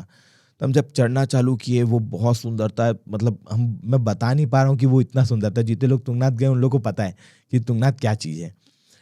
फिर वहाँ बीच में मैगी खा रहे हैं, चाय बना रहे हैं, ऐसा करके हम लोग पहुँचे मंदिर, दर्शन वर्शन किए। फिर हम लोग को ऊपर जाना था, तो मैं बोला कि चलो चलते हैं। तो मैं और अमर डिसाइड किए कि हम ऊपर चलते हैं टॉप पे, और बाकी लोग बोले कि हम लोग को थोड़ी सी तबीयत डाउन लग रही है, हम लोग नीचे उतरते हैं। तो बोले ठीक है। तो अब मैं और अमर जब ऊपर पहुँचे, मंदिर दर्शन किए, तो जहाँ हम खड़े थे पूरा सर्कल जो है पहाड़ों का पीक दिख रहा है। तो वहाँ से सबसे हाईएस्ट नंदा देवी पीक दिख रहा है, प्लस केदारनाथ का पीक देख रहे हैं। ठीक है, और मैंने ना एक एप्लीकेशन डाउनलोड किया था, अल्फाइन करके है एक एप्लीकेशन आता है। तो उसमें क्या होता है, आप जैसे मोबाइल का कैमरा यूज़ कर लोगे ना, तो वो प्रॉपर बताएगा कि ये पहाड़ का कौन सा पीक है, ये पहाड़ का कौन सा पीक है, ऐसा करके वो पूरा बताएगा। और जब हम लोग पूरा पीक देख लिए, अच्छे से एंजॉय कर लिए, और एक जो पहाड़ था वो जब सनसेट हो रहा था, तो वहाँ से अब अपन को क्या लगता है कि सनसेट क्या होता है, पहाड़ों के पीछे सूरज चले जाता होगा। अब हम पहाड़ों के ऊपर में खड़े, तो अब हम लोग ये देख रहे हैं कि सूरज कौन से पहाड़ के पीछे जाएगा। हम टॉप में खड़े हैं, तब पता चला कि सूरज पहाड़ों के नहीं, बादलों के पीछे के लेयरों के ऊपर से चले जाता है, वैसा कुछ। अब वहाँ से मतलब मैंने ना बहुत जादू वाली दुनिया देखी है। जितने लोग ट्रैवल करते हैं, एक्सप्लोर करते हैं, उन लोग भी देखे होंगे। मैंने ये देखा कि नीचे, मतलब वहाँ से पूरा नीचे दिख रहा है, 8 बज गए रात के, और मैं दिन में खड़ा हूँ। मतलब मेरे को ऐसा लग रहा है कि अभी दोपहर का 3 बजा है, इतनी धूप है। 8 बजे, क्योंकि सूरज एकदम पैरेलल था। और नीचे हम देख रहे हैं, नीचे रात है सबसे ग्राउंड में, लिटरली पूरी स्ट्रीट लाइट जल गई है, पूरी रात है, और उसके थोड़ा से ऊपर शाम है, और उसके ऊपर हम लोग जहाँ खड़े हैं वहाँ पर रोशनी है। With in a second 10-15 minute बाद धीरे धीरे शाम होने लगी। तो अब हमको ऐसा लगा कि यार नीचे रात है, हमको नीचे उतरना पड़ेगा, नहीं तो अंधेरे में हमको ट्रैकिंग करनी पड़ जाएगी। फिर मैं और अमर जो है, हम लोग नीचे उतर गए, क्योंकि ऊपर में स्टे का कुछ था नहीं। नीचे उतरे तब पता चला सर की तबीयत बहुत ख़राब हो गई थी, रवि सर की। तो फिर हमने वहीं पे स्टे ले लिया, पूरी रात वहाँ पर बिताई, और फिर हम लोग नेक्स्ट डे जो है वो बद्रीनाथ के लिए निकल गए। बद्रीनाथ की स्टोरी और ज़्यादा डेंजरस, मतलब लेवल हमारा जो है ना वो ऐसा बढ़ते जा रहा था एक्साइटमेंट का और ट्रैवल का, कि हम लोग ना बोले भाई क्या हो रहा है ये, मतलब भगवान हम सिर्फ दर्शन करने आए थे, आप चारों धाम के दर्शन हमको यही करा दे रहे हो। अब मेरी गाड़ी जो थी वो ऑलरेडी खराब, ठीक है, खराब गाड़ी में आप इतना लंबा चलने जा रहे हैं। अब क्या होता था ना कि हम थोड़ा दूर जाते थे, एक मैकेनिक उसको थोड़ा सा ठीक कर देता था, फिर वो बोलता था भैया चले जाएगी, हम उसके कॉन्फिडेंट में हम चला लेते थे। और हम लोग पहाड़ों में कैसे गाड़ी चलाएं, मतलब एक तो हमको ढलान मिल गई, तो हम क्या करते थे कि हमको पता है कि हम गाड़ी चालू करेंगे तो इंजन गर्म होगा, ऑयल लीक करेगा। हम एक कार के पीछे अपनी गाड़ी डाल लेते थे, मैं और लखन, उसके पीछे कोई फॉलो करते थे, सिर्फ ब्रेक मारते थे, न्यूट्रल डालते थे गाड़ी, और गाड़ी डुलती थी। उसी लाइट के पीछे हम लोग गाड़ी डुलाते डुलाते डुलाते डुलाते पूरा उसके नीचे तक पहुंचते थे। जहाँ चढ़ाई आती थी वहां गाड़ी चालू करते थे और गाड़ी चढ़ाते थे। फिर क्या होता था, गाड़ी चढ़ने के बाद ना तुरंत गर्म हो जाती थी। 2 ही बस ऐसा सर्किट मारते थे, गाड़ी गर्म होती थी, रोकते थे, 10-15 मिनट वेट करते थे, गाड़ी ठंडी होती थी, फिर किसी कार का वेट करते थे। अच्छा। और हमने क्या किया, क्या होता है बद्रीनाथ में ना बीच में एक गांव पड़ता है जहाँ पर ना पुलिस वाले रोक देते हैं, ये हमको पता था। और हमको ऐसा था कि बद्रीनाथ तक तो जाना है, तो मैंने क्या बोला दोपहर को कि आप लोग चले जाओ, आप लोग वहाँ चले जाओगे तो आप लोग क्या कर लोगे, होटल बुक कर लोगे एटलीस्ट, क्योंकि बद्रीनाथ में कहाँ स्टे करना है क्या करना है रिस्क नहीं ले सकते थे हम लोग। मतलब आप वहाँ पर पहुँच जाओ, आप लोग होटल्स ले लो और हमको बताना, मैं लखन गाड़ी लेकर आ रहे हैं धीरे धीरे पीछे पीछे। तो इन लोग बोले ठीक है। तो ये इन लोग 3 गाड़ी लेकर चुपचाप वहाँ पर पहुँच गए, बद्रीनाथ पहुँच गए, हमको बताए। और हम लोग को ऐसा लगा कि शायद इन लोग जोशीमठ तक पहुँचे होंगे। उन लोग ने लोकेशन हमको भेज दिया, लाइव लोकेशन, पर उनका लाइव लोकेशन जोशीमठ तक का दिखा रहा था, और हमको पता था कि जोशीमठ यहाँ से 10 किलोमीटर 15 किलोमीटर दूर है। हम जोशीमठ पहुँचे तो उनका नेक्स्ट गाँव का दिखाया, फिर हम बोले यार वो भी 10 किलोमीटर है, चलो चलो। हम 10 किलोमीटर जब उस गाँव पहुँचे तो हम देख रहे हैं इस गांव में तो हम पहुंच गए, इनको कॉल लगा रहे हैं, इनको फ़ोन नहीं लग रहा, वहाँ नेटवर्क इशू। अचानक से इनका लाइव लोकेशन अपडेट हुआ और दिखा रहा है बद्रीनाथ। हम कॉल लगा, भाई तुम लोग इसी गांव में क्यों नहीं रुके, हम लोग आगे क्यों चले गए। तो उनका कहना था भाई हम तो लाइव लोकेशन डाले थे, पर वो तो जब तक उनके मोबाइल में नेटवर्क नहीं आता हमारे इसमें अपडेट नहीं होता। तो इस चीज़ों की वजह से मिसकम्युनिकेशन हुआ। फिर हम चौकी तक पहुंचे जहाँ पर शटर लगा था। पुलिस वाला बोला इसके आगे जाने नहीं दूंगा। हमको केदारनाथ की बात याद आ गई, जहाँ पुलिस वाला बोलता है रुक जाओ तो रुक जाना चाहिए।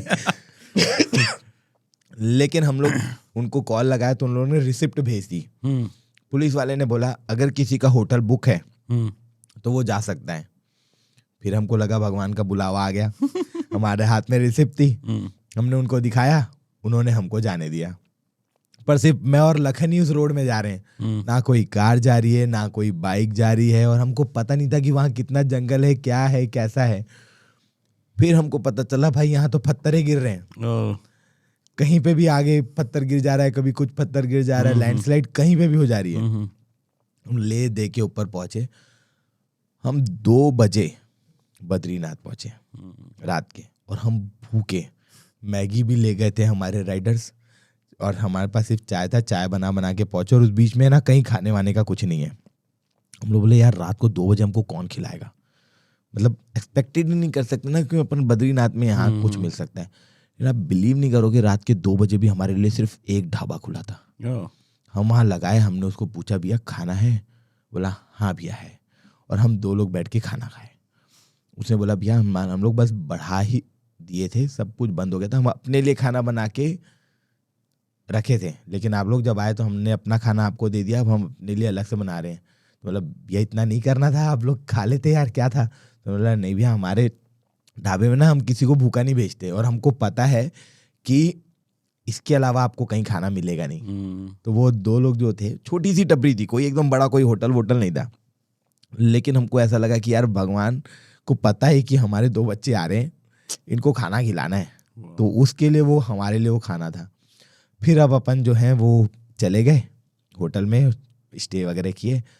अब क्या होता है ना, जितनी भी धार्मिक जगह है वहाँ पर ना लोग 3, साढ़े 3 बजे 4 बजे से उठ के लाइन लगा देते हैं। अब मेरे माइंड में था वो चीज़ कि यार तो सुबह उठना है। हम 2 बजे पहुँचे, मैं 2 घंटे का रेस्ट लिया, मैं नहाया धोया, इन लोगों को बोला तुम लोग आ जाना, मैं जाता हूँ। मैं जाके 4 बजे से लाइन लगाया हूँ, फिर भी मैं मंदिर के द्वार से अराउंड 1 किलोमीटर दूर हूँ। तो सोचो लोग 2-2 बजे से लाइन लगा के रखे हुए हैं। तो वहाँ मेरे दर्शन हो गए, बाकी लोग के लेट दर्शन हुए, पर हमारा ऐसा था कि अच्छे से दर्शन हो जाए, सबके अच्छे से दर्शन हो गए। और फिर हम लोग वहाँ से बहुत सारी चीज़ें, लोकल माना गाँव गए, जो फर्स्ट विलेज, पहले उसको लास्ट विलेज बोलते थे, अब उसको फर्स्ट विलेज ऑफ इंडिया बोलते हैं। वो सब एक्सप्लोर करके और हम चले गए एक छोटी सी ट्रैकिंग में, वसुधारा। उस झरने की एक खासियत है, बोलते हैं कि वो पापियों के ऊपर नहीं गिरता। अगर आप उसके नीचे जाओगे हाँ तो वो पापियों के ऊपर वो झरना नहीं गिरता। ये एक साउथ इंडियन मूवी में भी वो सीन है। अच्छा हाँ, तो हम लोग अब एकदम एक्साइटेड, यार ऐसा कोई झरना है जहाँ हमको जाना है और सुनने में आया कि वो पापियों के ऊपर नहीं गिरता, तो अपन चल के एक बार उसके नीचे तो खड़े होंगे, तो नई नई चीज़ें जाननी है, मिलना है। तो हम लोग ने वो ट्रैकिंग चालू की। पहले पूछा लोगों से कि कितने किलोमीटर की ट्रैकिंग है, उन्होंने बोला वहाँ के लोगों के लिए 5-6 किलोमीटर कुछ नहीं होता। उन लोग तो ऐसी रेगुलर गाय बकरी चला के भी उन लोग चल कर आ जाते हैं, पर अपने लिए 6 किलोमीटर बहुत होता है। उन्होंने बोला 6 किलोमीटर। अब हमको याद है हम तो यमुनोत्री गए थे, 6 किलोमीटर, 21 किलोमीटर का केदारनाथ हो गया, ये तो 6 किलोमीटर है, चले चलते चलना चालू किए और 6 किलोमीटर 60 किलोमीटर के बराबर लग रहा था।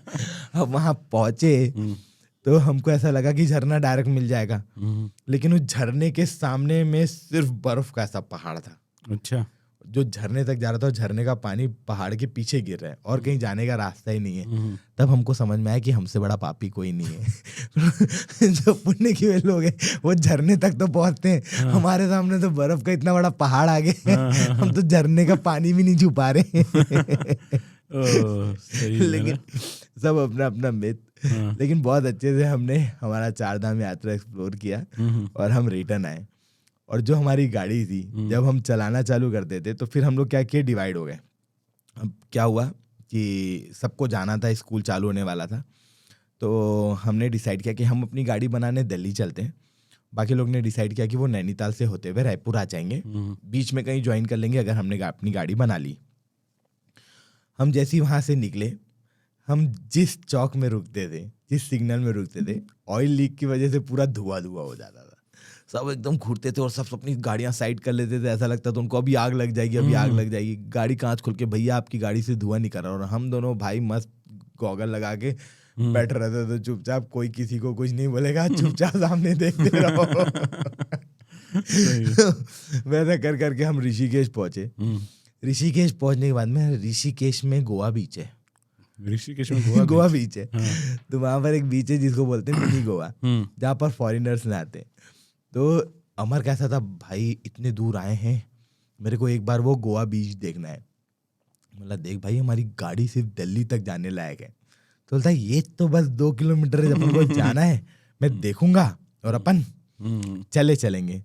लेकिन पहाड़ों का कोई भरोसा नहीं होता, कितना ढलान है, कितनी चढ़ाई, आपको पता नहीं चलता। गूगल मैप से आपको रास्ता पता चल जाएगा, उसका डेप्थ तो थोड़ी पता चलेगा। हम ले दे के गाड़ी उतार के ढलान में पहुंच तो गए, चढ़ाते टाइम हमारी गाड़ी खराब हो गई। फिर हम गाड़ी चल भी नहीं रही, क्लच टूट गया, सब हो गया। फिर मैंने उसको वहां पर गाड़ी खड़ी की और मैं उसको चिल्लाना चालू, तेरी वजह से हम यहाँ फंस गए, नहीं तो हम दिल्ली चले जाते हाईवे। तो अब वो उसको लग गई ईगो में बात। वो गया मैकेनिक के पास, ढूंढा पूरे मैकेनिक को, गाड़ी की फोटो लेकर बोला इसका बस क्लच लगा दो, हमारे पास सारा सामान है। मतलब हम सामान कैरी करके गए थे।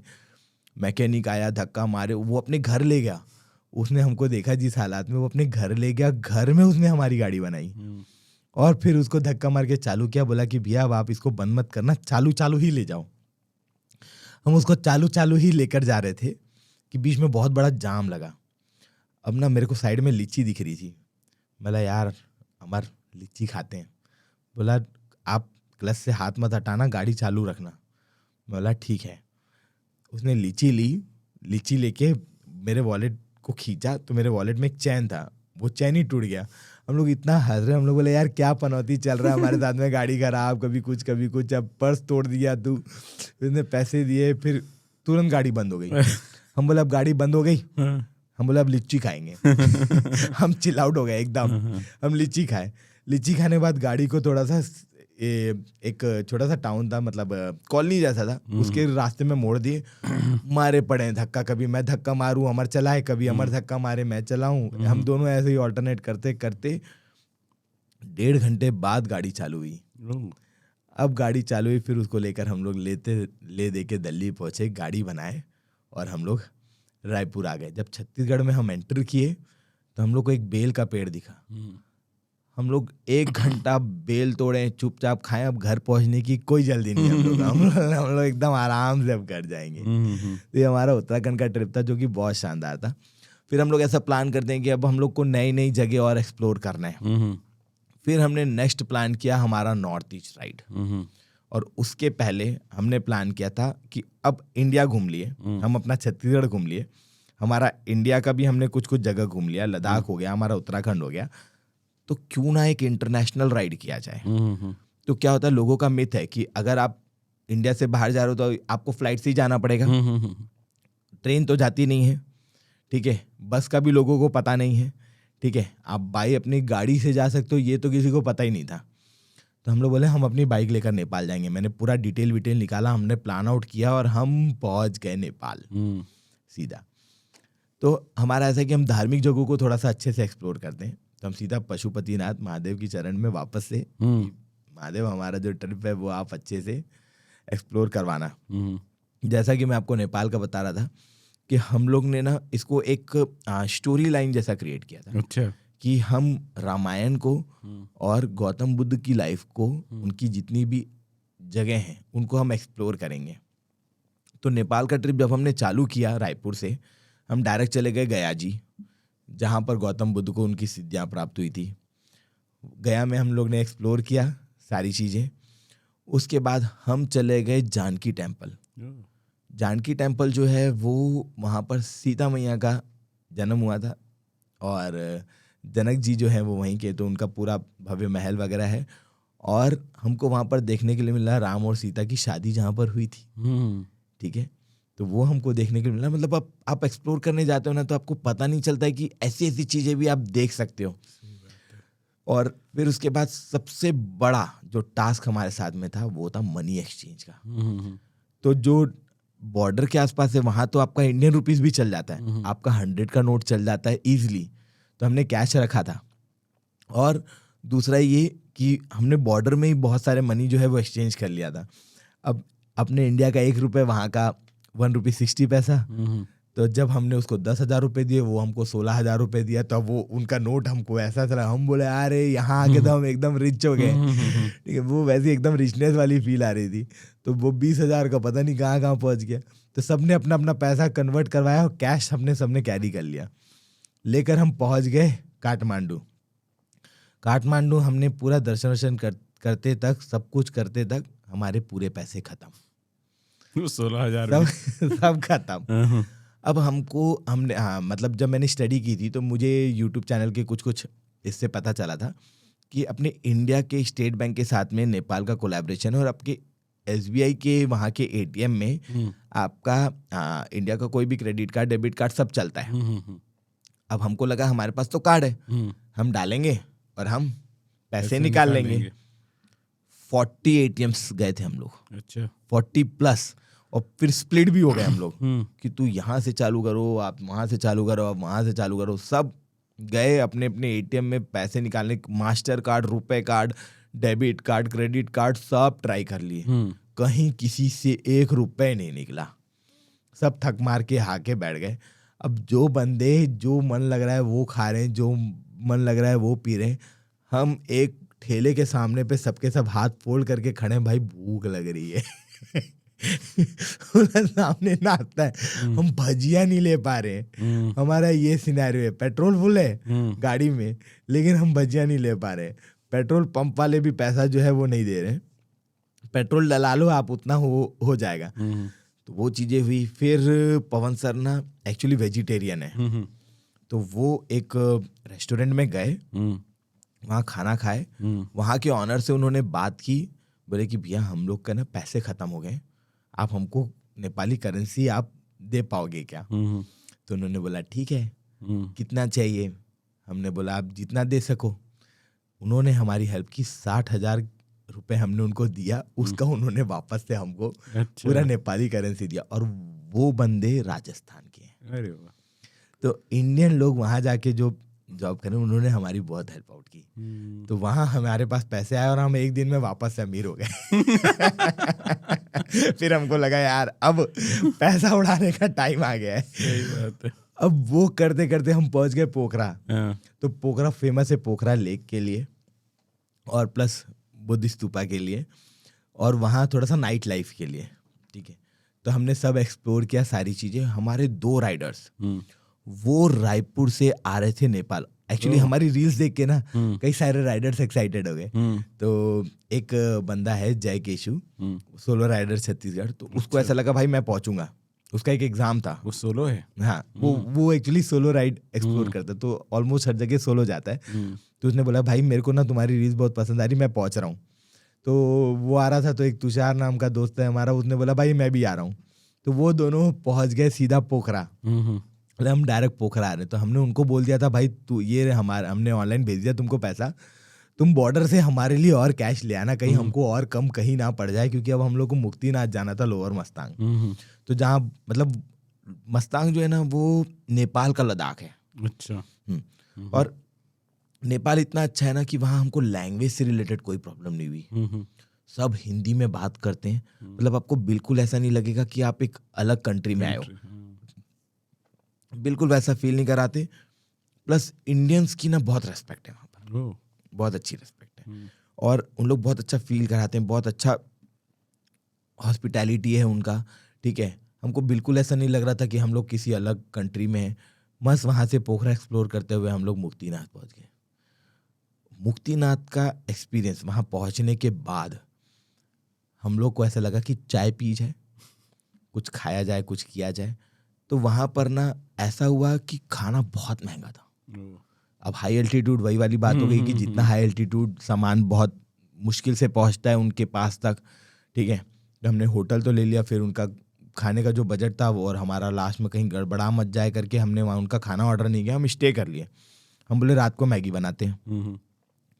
आप यकीन मानिए वहाँ आग नहीं जलती, ना माचिस जलती है, ना लाइटर जलता है, ना कुछ जलता है। हमने क्या किया, पहले माचिस जलाने की कोशिश की, नहीं हुई। हमने लाइटर लिया, लाइटर ऐसे निकाल के ऐसे बस बाहर रखे हैं, हम अपनी आंखों से देख रहे हैं उसका पूरा गैस उड़ते हुए, ऐसे मार रहे हैं, तब तक उसका गैस खाली। क्योंकि बाहर का प्रेशर हाँ, कम है। प्रेशर की वजह से वो गैस बन जा रहा है। तो पहला लाइटर निकाले, हमको लगा शायद एक खाली होगा, पर जब हमने दूसरा लाइटर निकाल के ऐसे देखा तो तब हमारी आंखों के सामने उसका गैस उड़ते जा रहा था, उड़ते उड़ते वो खत्म हो गया। फिर हमने बुटेन गैस निकाला, मेरे पास में एक फायर गन रहती है, उसको लगाया, बाहर खिड़की से हाथ डाले, 10 मिनट तक मारे, तो एक आध चिंगारी पकड़ के ऑक्सीजन थोड़ा सा लेकर उसमें आग जली तब जाके हमने कुछ बनाया। फिर हमने रात को खाया और फिर वहाँ से हम लोग नेपाल से निकल के हम पहुँच गए लुम्बिनी। तो जो मैंने आपको स्टोरी बताई थी कि हम बुद्ध जी को और रामायण दोनों कवर करते हुए जा रहे हैं, तो लुम्बिनी जो है वो गौतम बुद्ध का जन्म स्थान है। आप में से बहुत से लोग पहली बार इस चैनल में आए हैं और अगर आप वीडियो में यहाँ तक पहुँच गए हैं लेकिन चैनल को सब्सक्राइब नहीं किए हैं तो प्लीज सब्सक्राइब कर दीजिए। ये आपके लिए तो फ्री है लेकिन हमें ग्रो करने में बहुत हेल्प करती है। Also you can visit Sagar Shridesh clips for small versions of this long podcast. Now let's get back to the show. तो जहाँ उनको ज्ञान की प्राप्ति हुई और जहाँ उनका जन्म हुआ, हमने वो एक्सप्लोर किया। जहाँ राम जी की शादी हुई और सीता मैया को लेकर जहाँ आए थे, हम रिटर्न में अयोध्या पहुँचे।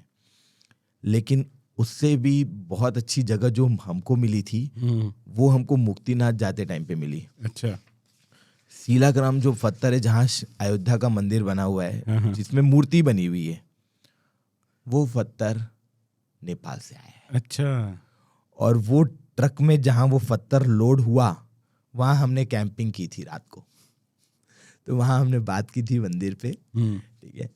तो उन्होंने हमको कैंप करने दिया और वहाँ के लोग इतने अच्छे से समझाते थे हमको। यहाँ से पत्थर गया 2 ठो ट्रेलर से भर के, हमने भारत में हमारे मतलब हम लोग अपने इसका ससुराल मायका वैसा वाला, नेपाल भारत ये मायका है और अपने ससुराल भेजा है, ठीक है, वैसी वाली बातें करते हैं, ठीक है। और राम जी को भी उन लोग ऐसा दामाद जैसा मानते हैं, ठीक है। तो सिर्फ एक जगह के लोग नहीं, इवन पूरा नेपाल जो है वो राम जी को दामाद ही मानता है, ठीक है। और उनके लिए वो मायका है और इंडिया जो है वो ससुराल है, ठीक है। तो वो बहुत अच्छे से ना वो कनेक्टिविटी हमारे बीच में हो जाती थी।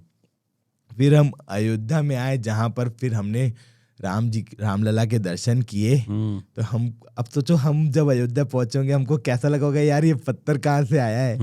हमको ये पता, हम वो जगह में थे और हम आके अब उस पत्थर से वो जो मूर्ति बनी हम वो दर्शन कर रहे हैं, तो उसकी फीलिंग बहुत अलग थी। फिर वो सब दर्शन करके हम काशी दर्शन करके हम रिटर्न रायपुर आ गए। तो ऐसे जो है हमारे ट्रिप्स जो हैं वो चलते रहते हैं, कि जो स्टोरी लाइन को भी जोड़ते हैं और नई नई चीज़ों को भी हम एक्सप्लोर करते हैं। वैसे ही हमारा नॉर्थ ईस्ट का भी है। अच्छा, नॉर्थ ईस्ट भी आपने प्लान किया? नॉर्थ ईस्ट भी हमने प्लान किया। अब नॉर्थ ईस्ट का ऐसा प्लान हुआ कि जब हमने नॉर्थ ईस्ट प्लान किया था तो हम कॉन्फिडेंस से ज़्यादा डरे हुए थे। अच्छा। क्योंकि वहाँ पर ना आधे से ज़्यादा लोग हमको ये बोलते थे, भाई नॉर्थ ईस्ट ना आप ऐसे नहीं जा सकते।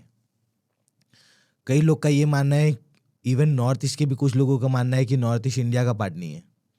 सही बात है ये। और हम इतने ज़्यादा कटे हुए हैं उनसे, ठीक है।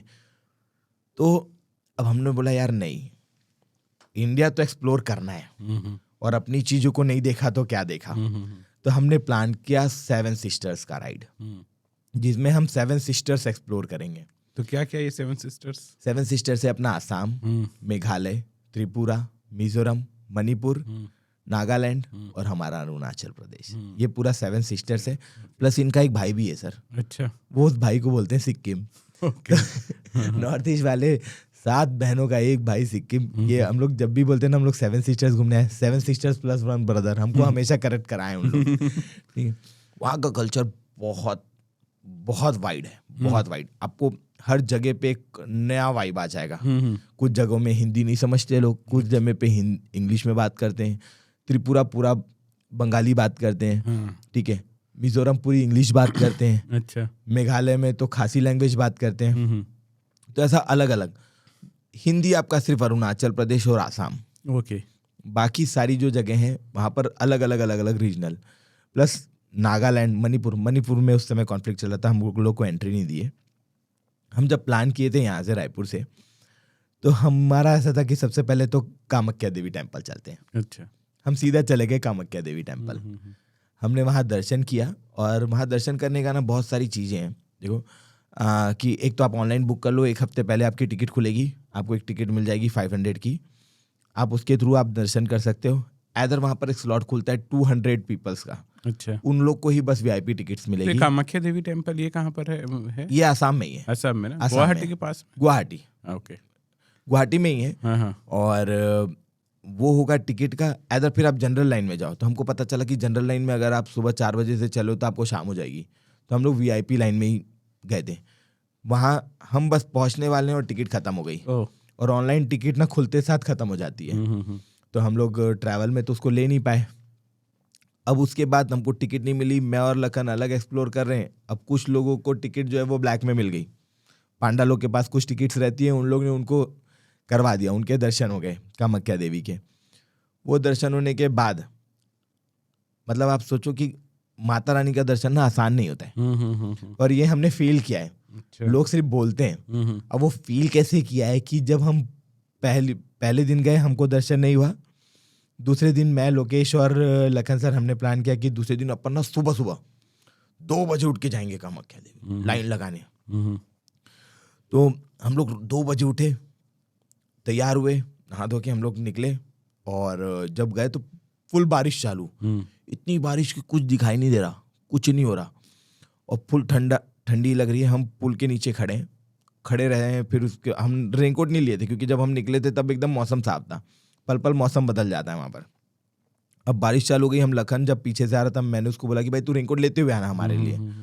वो रेनकोट लेते हुए आ रहा है, उसको भी रास्ता दिखाई नहीं दे रहा है। मैप से आप देख नहीं सकते, बरसात है तो मोबाइल वाटरप्रूफ नहीं है, तो फिर आपका भीग जाएगा। वो को पहुंचने में लेट लगा। अब हमको समझ में नहीं हम क्या करें। पुल में खड़े, हमको बहुत ठंडी लग रही है। हम क्या किए, एक एटीएम दिखा, वहां जाके चुपचाप सो गए। अब एक पुलिस वाला आया, दोनों को एक एक डंडे लगाया। मैं और लोकेश उठे। एक तो एटीएम जैसे जगह में सोना। क्या कर रहे हो तुम लोग? हम लोग सर बाहर बहुत बारिश हो रही है, पूरा घुटने तक का पानी बह रहा है। तो हम लोग को यही सेफ जगह दिखी। बोलती हो गया, पानी रुक गया, जाओ। हम बाहर आए तब तक लखन आ गया। तो फिर उसने हमको रेनकोट दिया, हम चले गए दर्शन करने के लिए।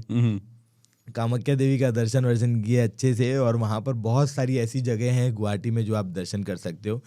एक तो आपका कामदेव की एक स्टोरी है कि जिसमें कामदेव को शिव जी ने भस्म कर दिया था। तो उसकी जो राख है वो आसाम में ब्रह्मपुत्र के ऊपर, और उस जगह का नाम है उमा देवी टेम्पल। और वो वर्ल्ड का सबसे स्मॉलेस्ट आइलैंड है। अच्छा, रिवर आइलैंड। अच्छा, तो अब वो जगह हमको पता चली। हम बोले यार ये जगह तो हमको एक्सप्लोर करनी बनती है। तो आप शिप से वहां तक जा सकते हो आइलैंड पे। हमने वो जगह एक्सप्लोर की। और अपना इंडिया ना बहुत वाइड है सर। मतलब ऐसी ऐसी जगह जब आप घूमने निकलोगे ना, आपको ऐसी ऐसी जगह दिखेगी कि आप हैरान के साथ परेशान भी हो जाओगे कि भाई ऐसा भी कल्चर है, ऐसी भी चीज़ें होती हैं। और फिर हमको ना स्टोरी सुनने मिलती है। अब जो लखन है वो थोड़ा सा धार्मिक है, तो उसकी मम्मी उसको बहुत ज़्यादा स्टोरी सुनाती है, वो हमको स्टोरी सुनाता है ट्रिप में। तो ये सारी चीज़ें चली, हमने वो जगह एक्सप्लोर की। फिर हम वहाँ से निकल गए मेघालय के लिए। मेघालय खासी लैंग्वेज और प्लस फुल बारिश। जैसे अपन बचपन में स्टोरी पढ़े चेरापूंजी, तो बचपन में हमने भी स्टोरी पढ़ी थी कि सबसे ज़्यादा बारिश कहाँ होती है दुनिया में, चेरापूंजी में। पर अब चेरापूंजी में नहीं होती सर। हाँ, अब वो मौसिन राम में होती है। तो वो थोड़ा सा जो कितना फर्क है दोनों में? डिस्ट्रिक्ट का फर्क है, रायपुर दुर्ग। अच्छा, लेकिन हाँ थोड़ा सा पहाड़ घुमा के जाना पड़ता है, इसलिए डिस्टेंस लंबा है, 120 किलोमीटर के आसपास है। अच्छा, हाँ। बट अब हमको पता था, अब हम लोग बोले कि यार वहाँ चल के देखेंगे, लगातार बारिश होती है वहाँ पर ऐसा। लेकिन वहाँ जाने के बाद पता चला कि वहाँ बारिश नहीं हो रही है। हम लोग क्या, हम तो कहीं पनौती नहीं है। हम जा रहे हैं, हमको वो जगह कौन सा मंथ था? वो मई का ही मंथ था। मई में होना मई तो गर्मी थी। लेकिन वहां पर बारिश सबसे पहले हिट करती है।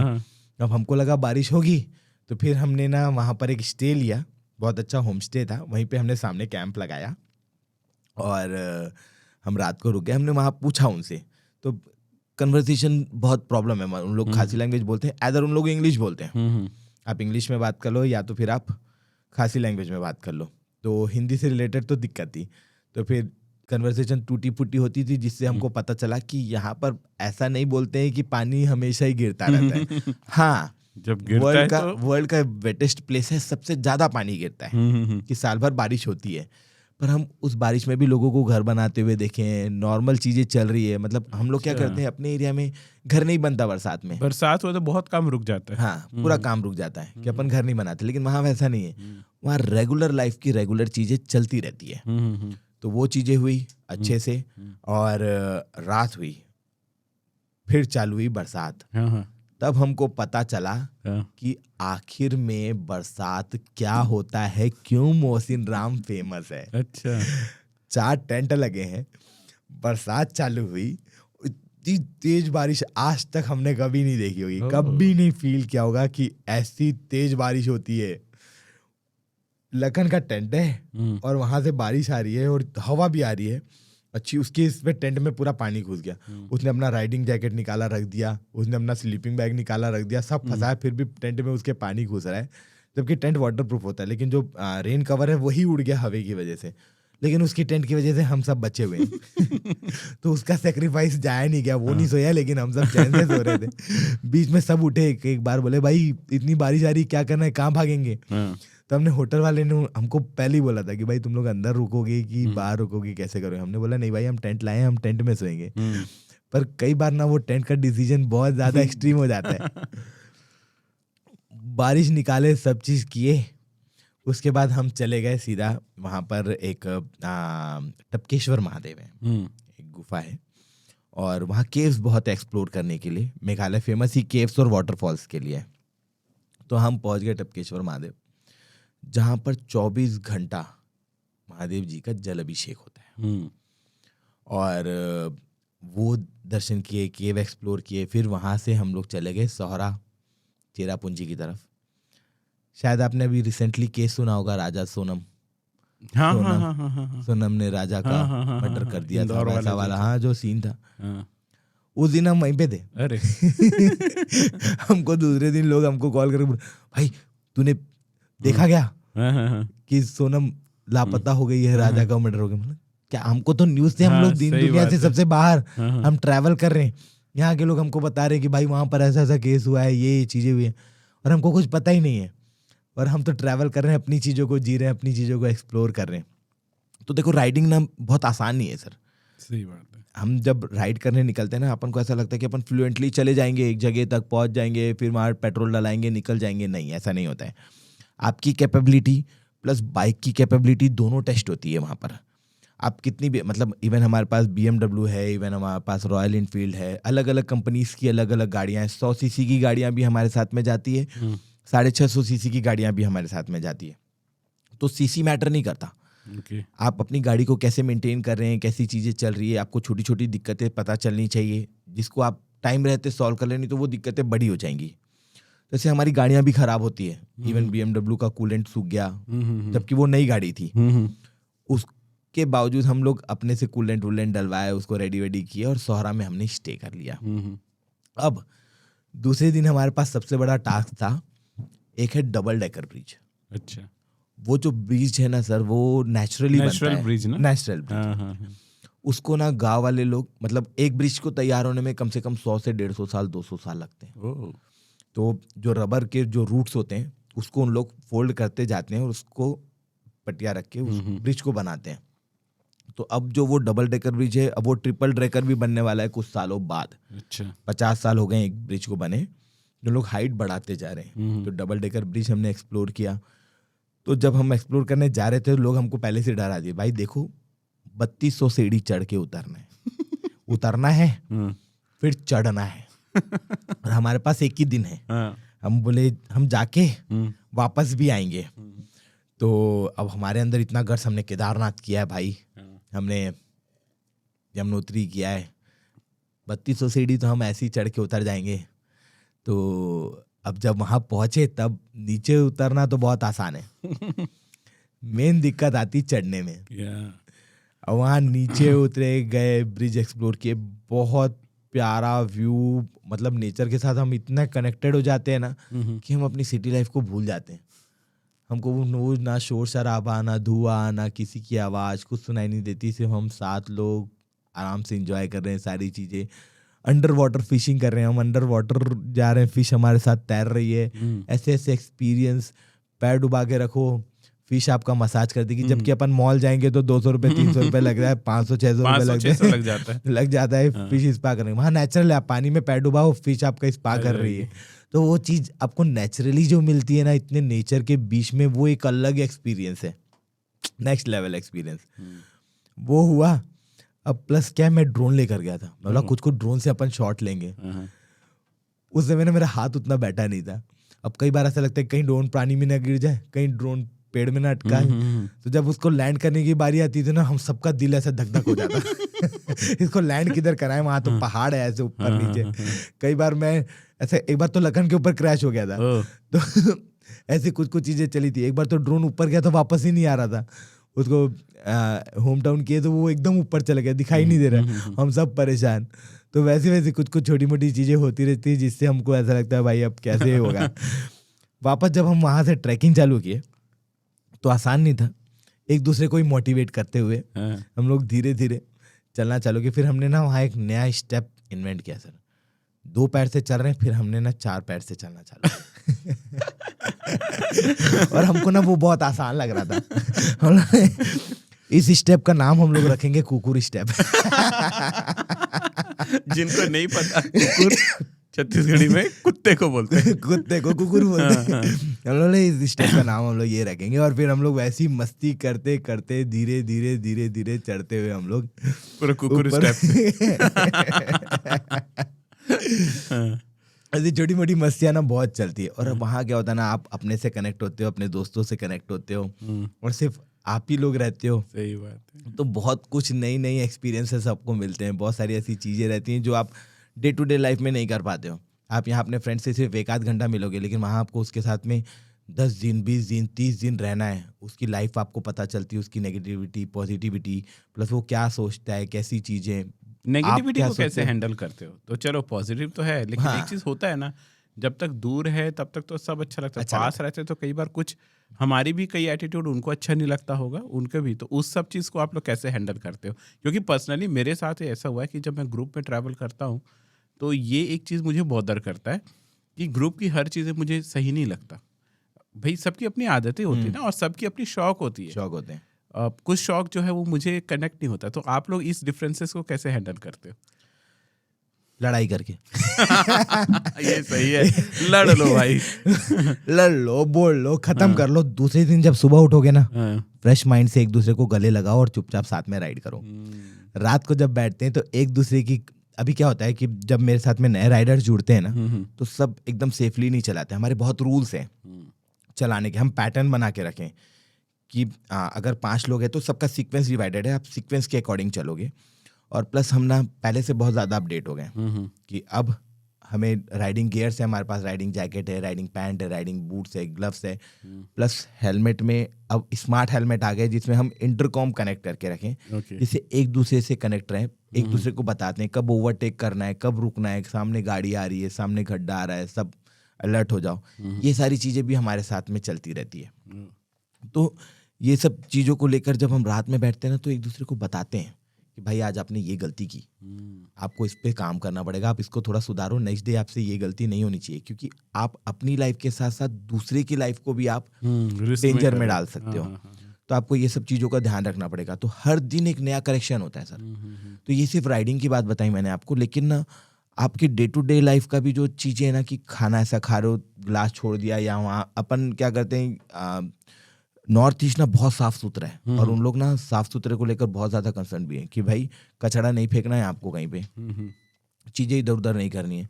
और हमारी डे टू डे लाइफ का कैसा रहता है कि अपन खाए, किसी ने कुछ फेंक दिया, उसकी आदत में नहीं है वो चीज़ें, तो लोग वैसा करके छोड़ के चले जाते हैं। तो अब हम लोग जो है, हम लोग बताते हैं कि भाई आपको ये चीज़ें नहीं करनी है, यहाँ पर ये चीज़ें नहीं चलती। तो बहुत सारी हमारी ना जो रेगुलर नेगेटिविटी है वो वहाँ जाके सुधरी है। अब क्या होता है ना, हम डस्टबिन ढूंढते हैं प्रॉपर, हमको कचरा कहाँ डालना है, और वहाँ पर डस्टबिन कैसा है ना सर कि बेम्बू का बहुत वर्क है। उन लोग ना हर जगह में बेम्बू के छोटे छोटे डस्टबिन, आपको जंगल में भी डस्टबिन मिलेगा, मतलब ऐसी जगह जहाँ पर लोग नहीं जाते वहाँ पर डस्टबिन जा रहा है, इतना साफ सुथरा। इवन मोवलीनोंग करके एक विलेज है जो कि वर्ल्ड्स क्लीनेस्ट विलेज है। अच्छा, तो वो भी हमारे इंडिया में ही है।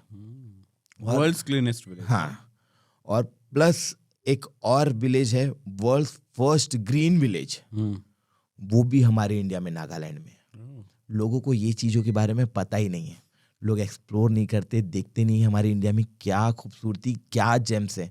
जब आप ट्रैवल करते हो ना, आपको ऐसे ऐसे कल्चर, ऐसी ऐसी चीज़ें पता चलती है कि आपको लगता है यार वाह, हमारा इंडिया कितना खूबसूरत है और कितनी चीज़ें यहाँ पर भरी पड़ी है। जैसे मैंने आपको बताया था, वर्ल्ड स्मॉलेस्ट आइलैंड जो है वो हमारे इंडिया में, वैसे ही वर्ल्ड का लार्जेस्ट रिवर आइलैंड भी हमारे इंडिया में, वो भी आसाम में, नॉर्थ ईस्ट में ही है, ब्रह्मपुत्र में बना हुआ है। ब्रह्मपुत्र में मजूली आइलैंड।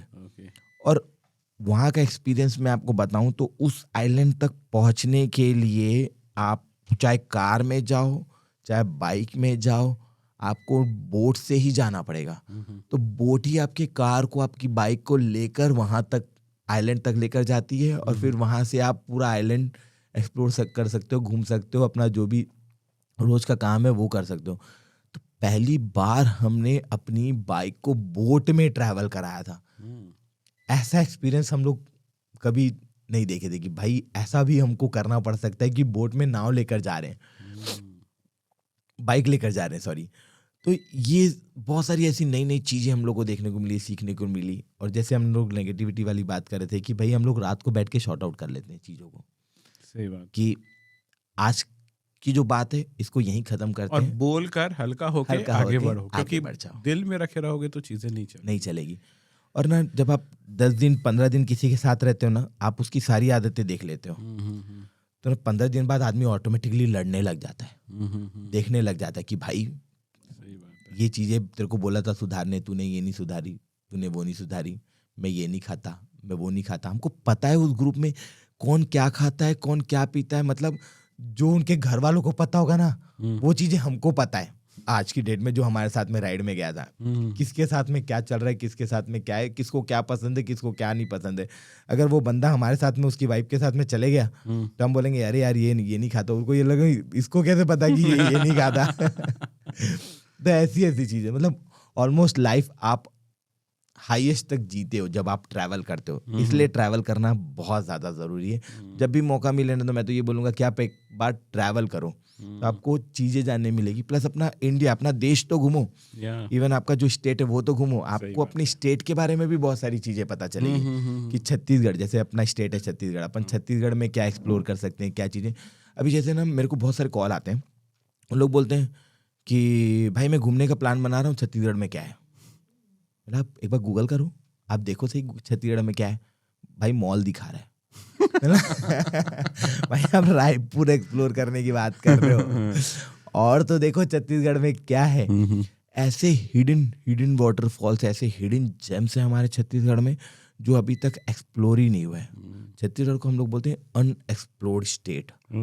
अभी तक यहाँ पर लोगों को चित्रकूट, बस्तर, सिर्फ यही पता है। आजकल मैंने देखा है यूट्यूब में बस्तर का बड़ा ट्रेडिशन है, और वो भी बस्तर का जो इग्नोरेंस वाला जो पार्ट है, मतलब वही है नक्सलिज्म, ये वो, इसको डिस्कवर करने, ये एक डार्क टूरिज्म का हिस्सा है।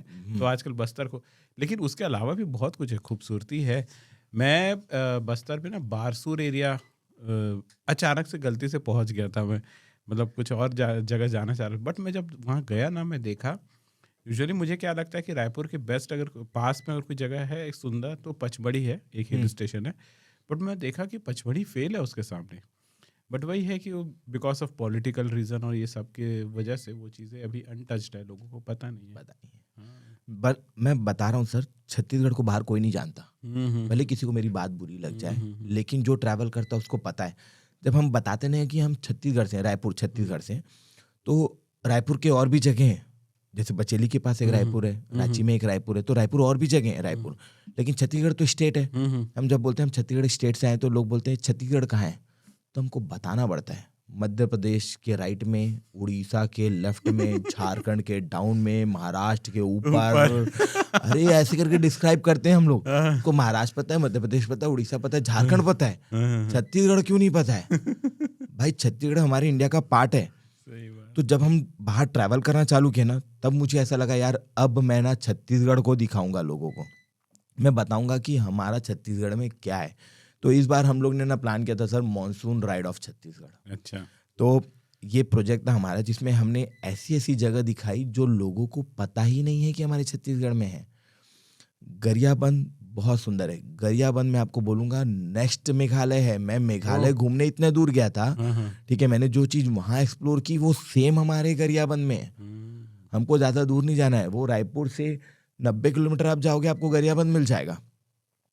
इतना सुंदर है। आप जशपुर चले जाओ, आप मेन पार्ट चले जाओ, इतनी अच्छी जगह है कि आपको लगेगा आप लद्दाख घूम रहे हो, आप उत्तराखंड घूम रहे हो। जशपुर हम लोग जब घूम रहे थे हमको लगा यार ये तो सेम एज उत्तराखंड है, पर ये इतना अभी तक पॉपुलर क्यों नहीं है? क्योंकि लोगों ने अभी तक इसको एक्सप्लोर नहीं किया है, उसको उस रेंज में पब्लिसिटी नहीं की, बताया नहीं है, वैसी चीजें नहीं बताई है। तो कुछ हद तक गवर्नमेंट ने भी उतना अच्छे से इंफ्रास्ट्रक्चर भी डेवलप नहीं किया। बिल्कुल बिल्कुल। मेन क्या होता है सर, देखो किसी भी अगर हम एक ट्रैवल जगह में जा रहे हैं तो आदमी को क्या लगता है कि हम एकदम फ्रेश माइंड से जाएंगे और वहाँ अच्छे से हम इंजॉय करेंगे। बेसिक एमिटीज मतलब एटलीस्ट एक वॉशरूम होता है, एक डिसेंट सा खाने पीने की जगह होती है, रिसोर्ट या होटल्स होते हैं, स्टे होते हैं, होम स्टे का कल्चर हमारे यहाँ सबसे ज्यादा पॉपुलर क्या है? चित्रकूट है। मुझे लगता है अभी 1-2 साल हुआ है वहाँ चित्रकूट के सामने एक होटल ठीक ठाक बना, अदरवाइज वो चाय ठेले टाइप के थे। अब बताइए वो ऐसा जगह है जहाँ बाहर से लोग आते हैं और वहाँ पर प्रॉपर उनके लिए फूड हैबिट नहीं थी।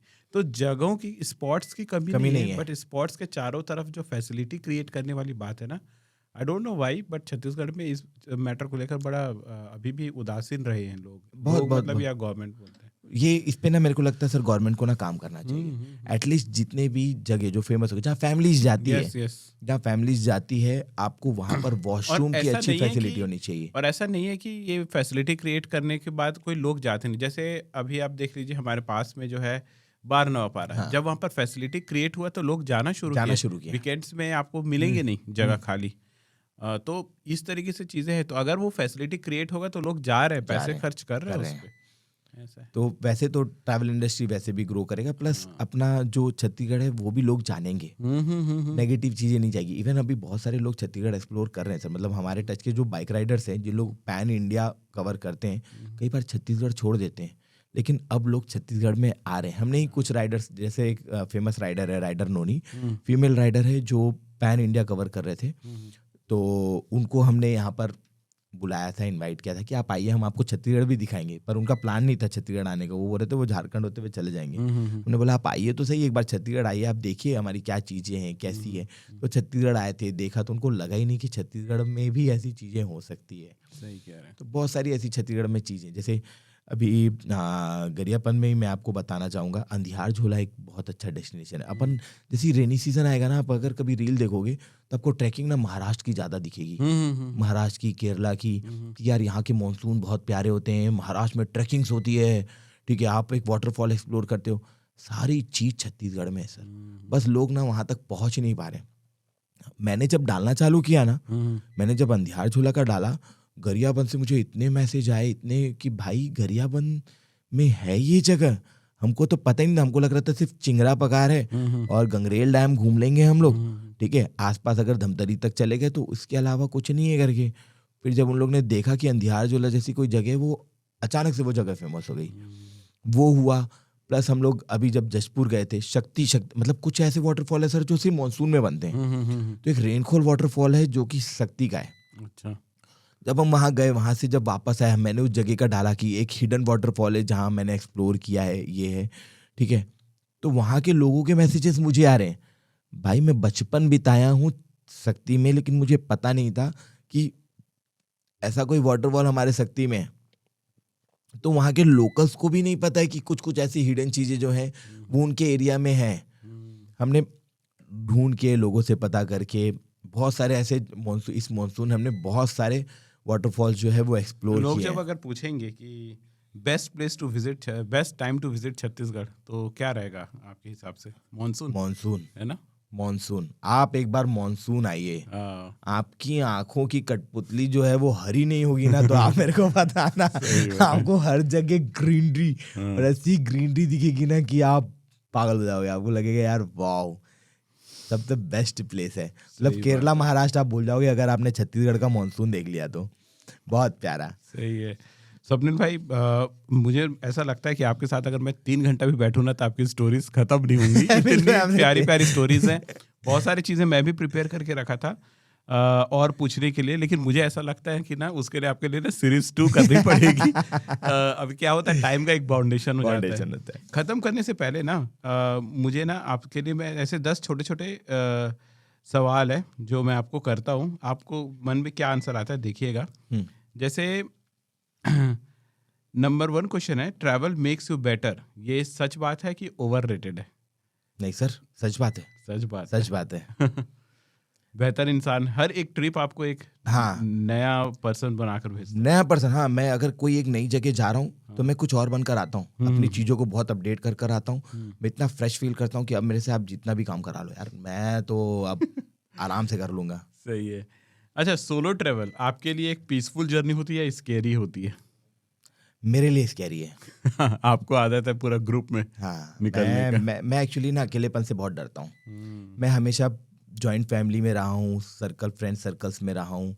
मैं अकेले घर पे नहीं रहता सर। अगर परिवार वाले कभी छोड़ के किसी फंक्शन में चले गए ना तो मैं वो घर भी छोड़ देता हूँ। रात को मैं दूसरे अपने दोस्त के घर जाके सोता हूँ, अकेले तो बिल्कुल नहीं रहता। अच्छा, बाइक ट्रिप्स फ्रीडम या फुलिश रिस्क? फ्रीडम। कह ही नहीं सकते उसको, बोला कैसे आपने?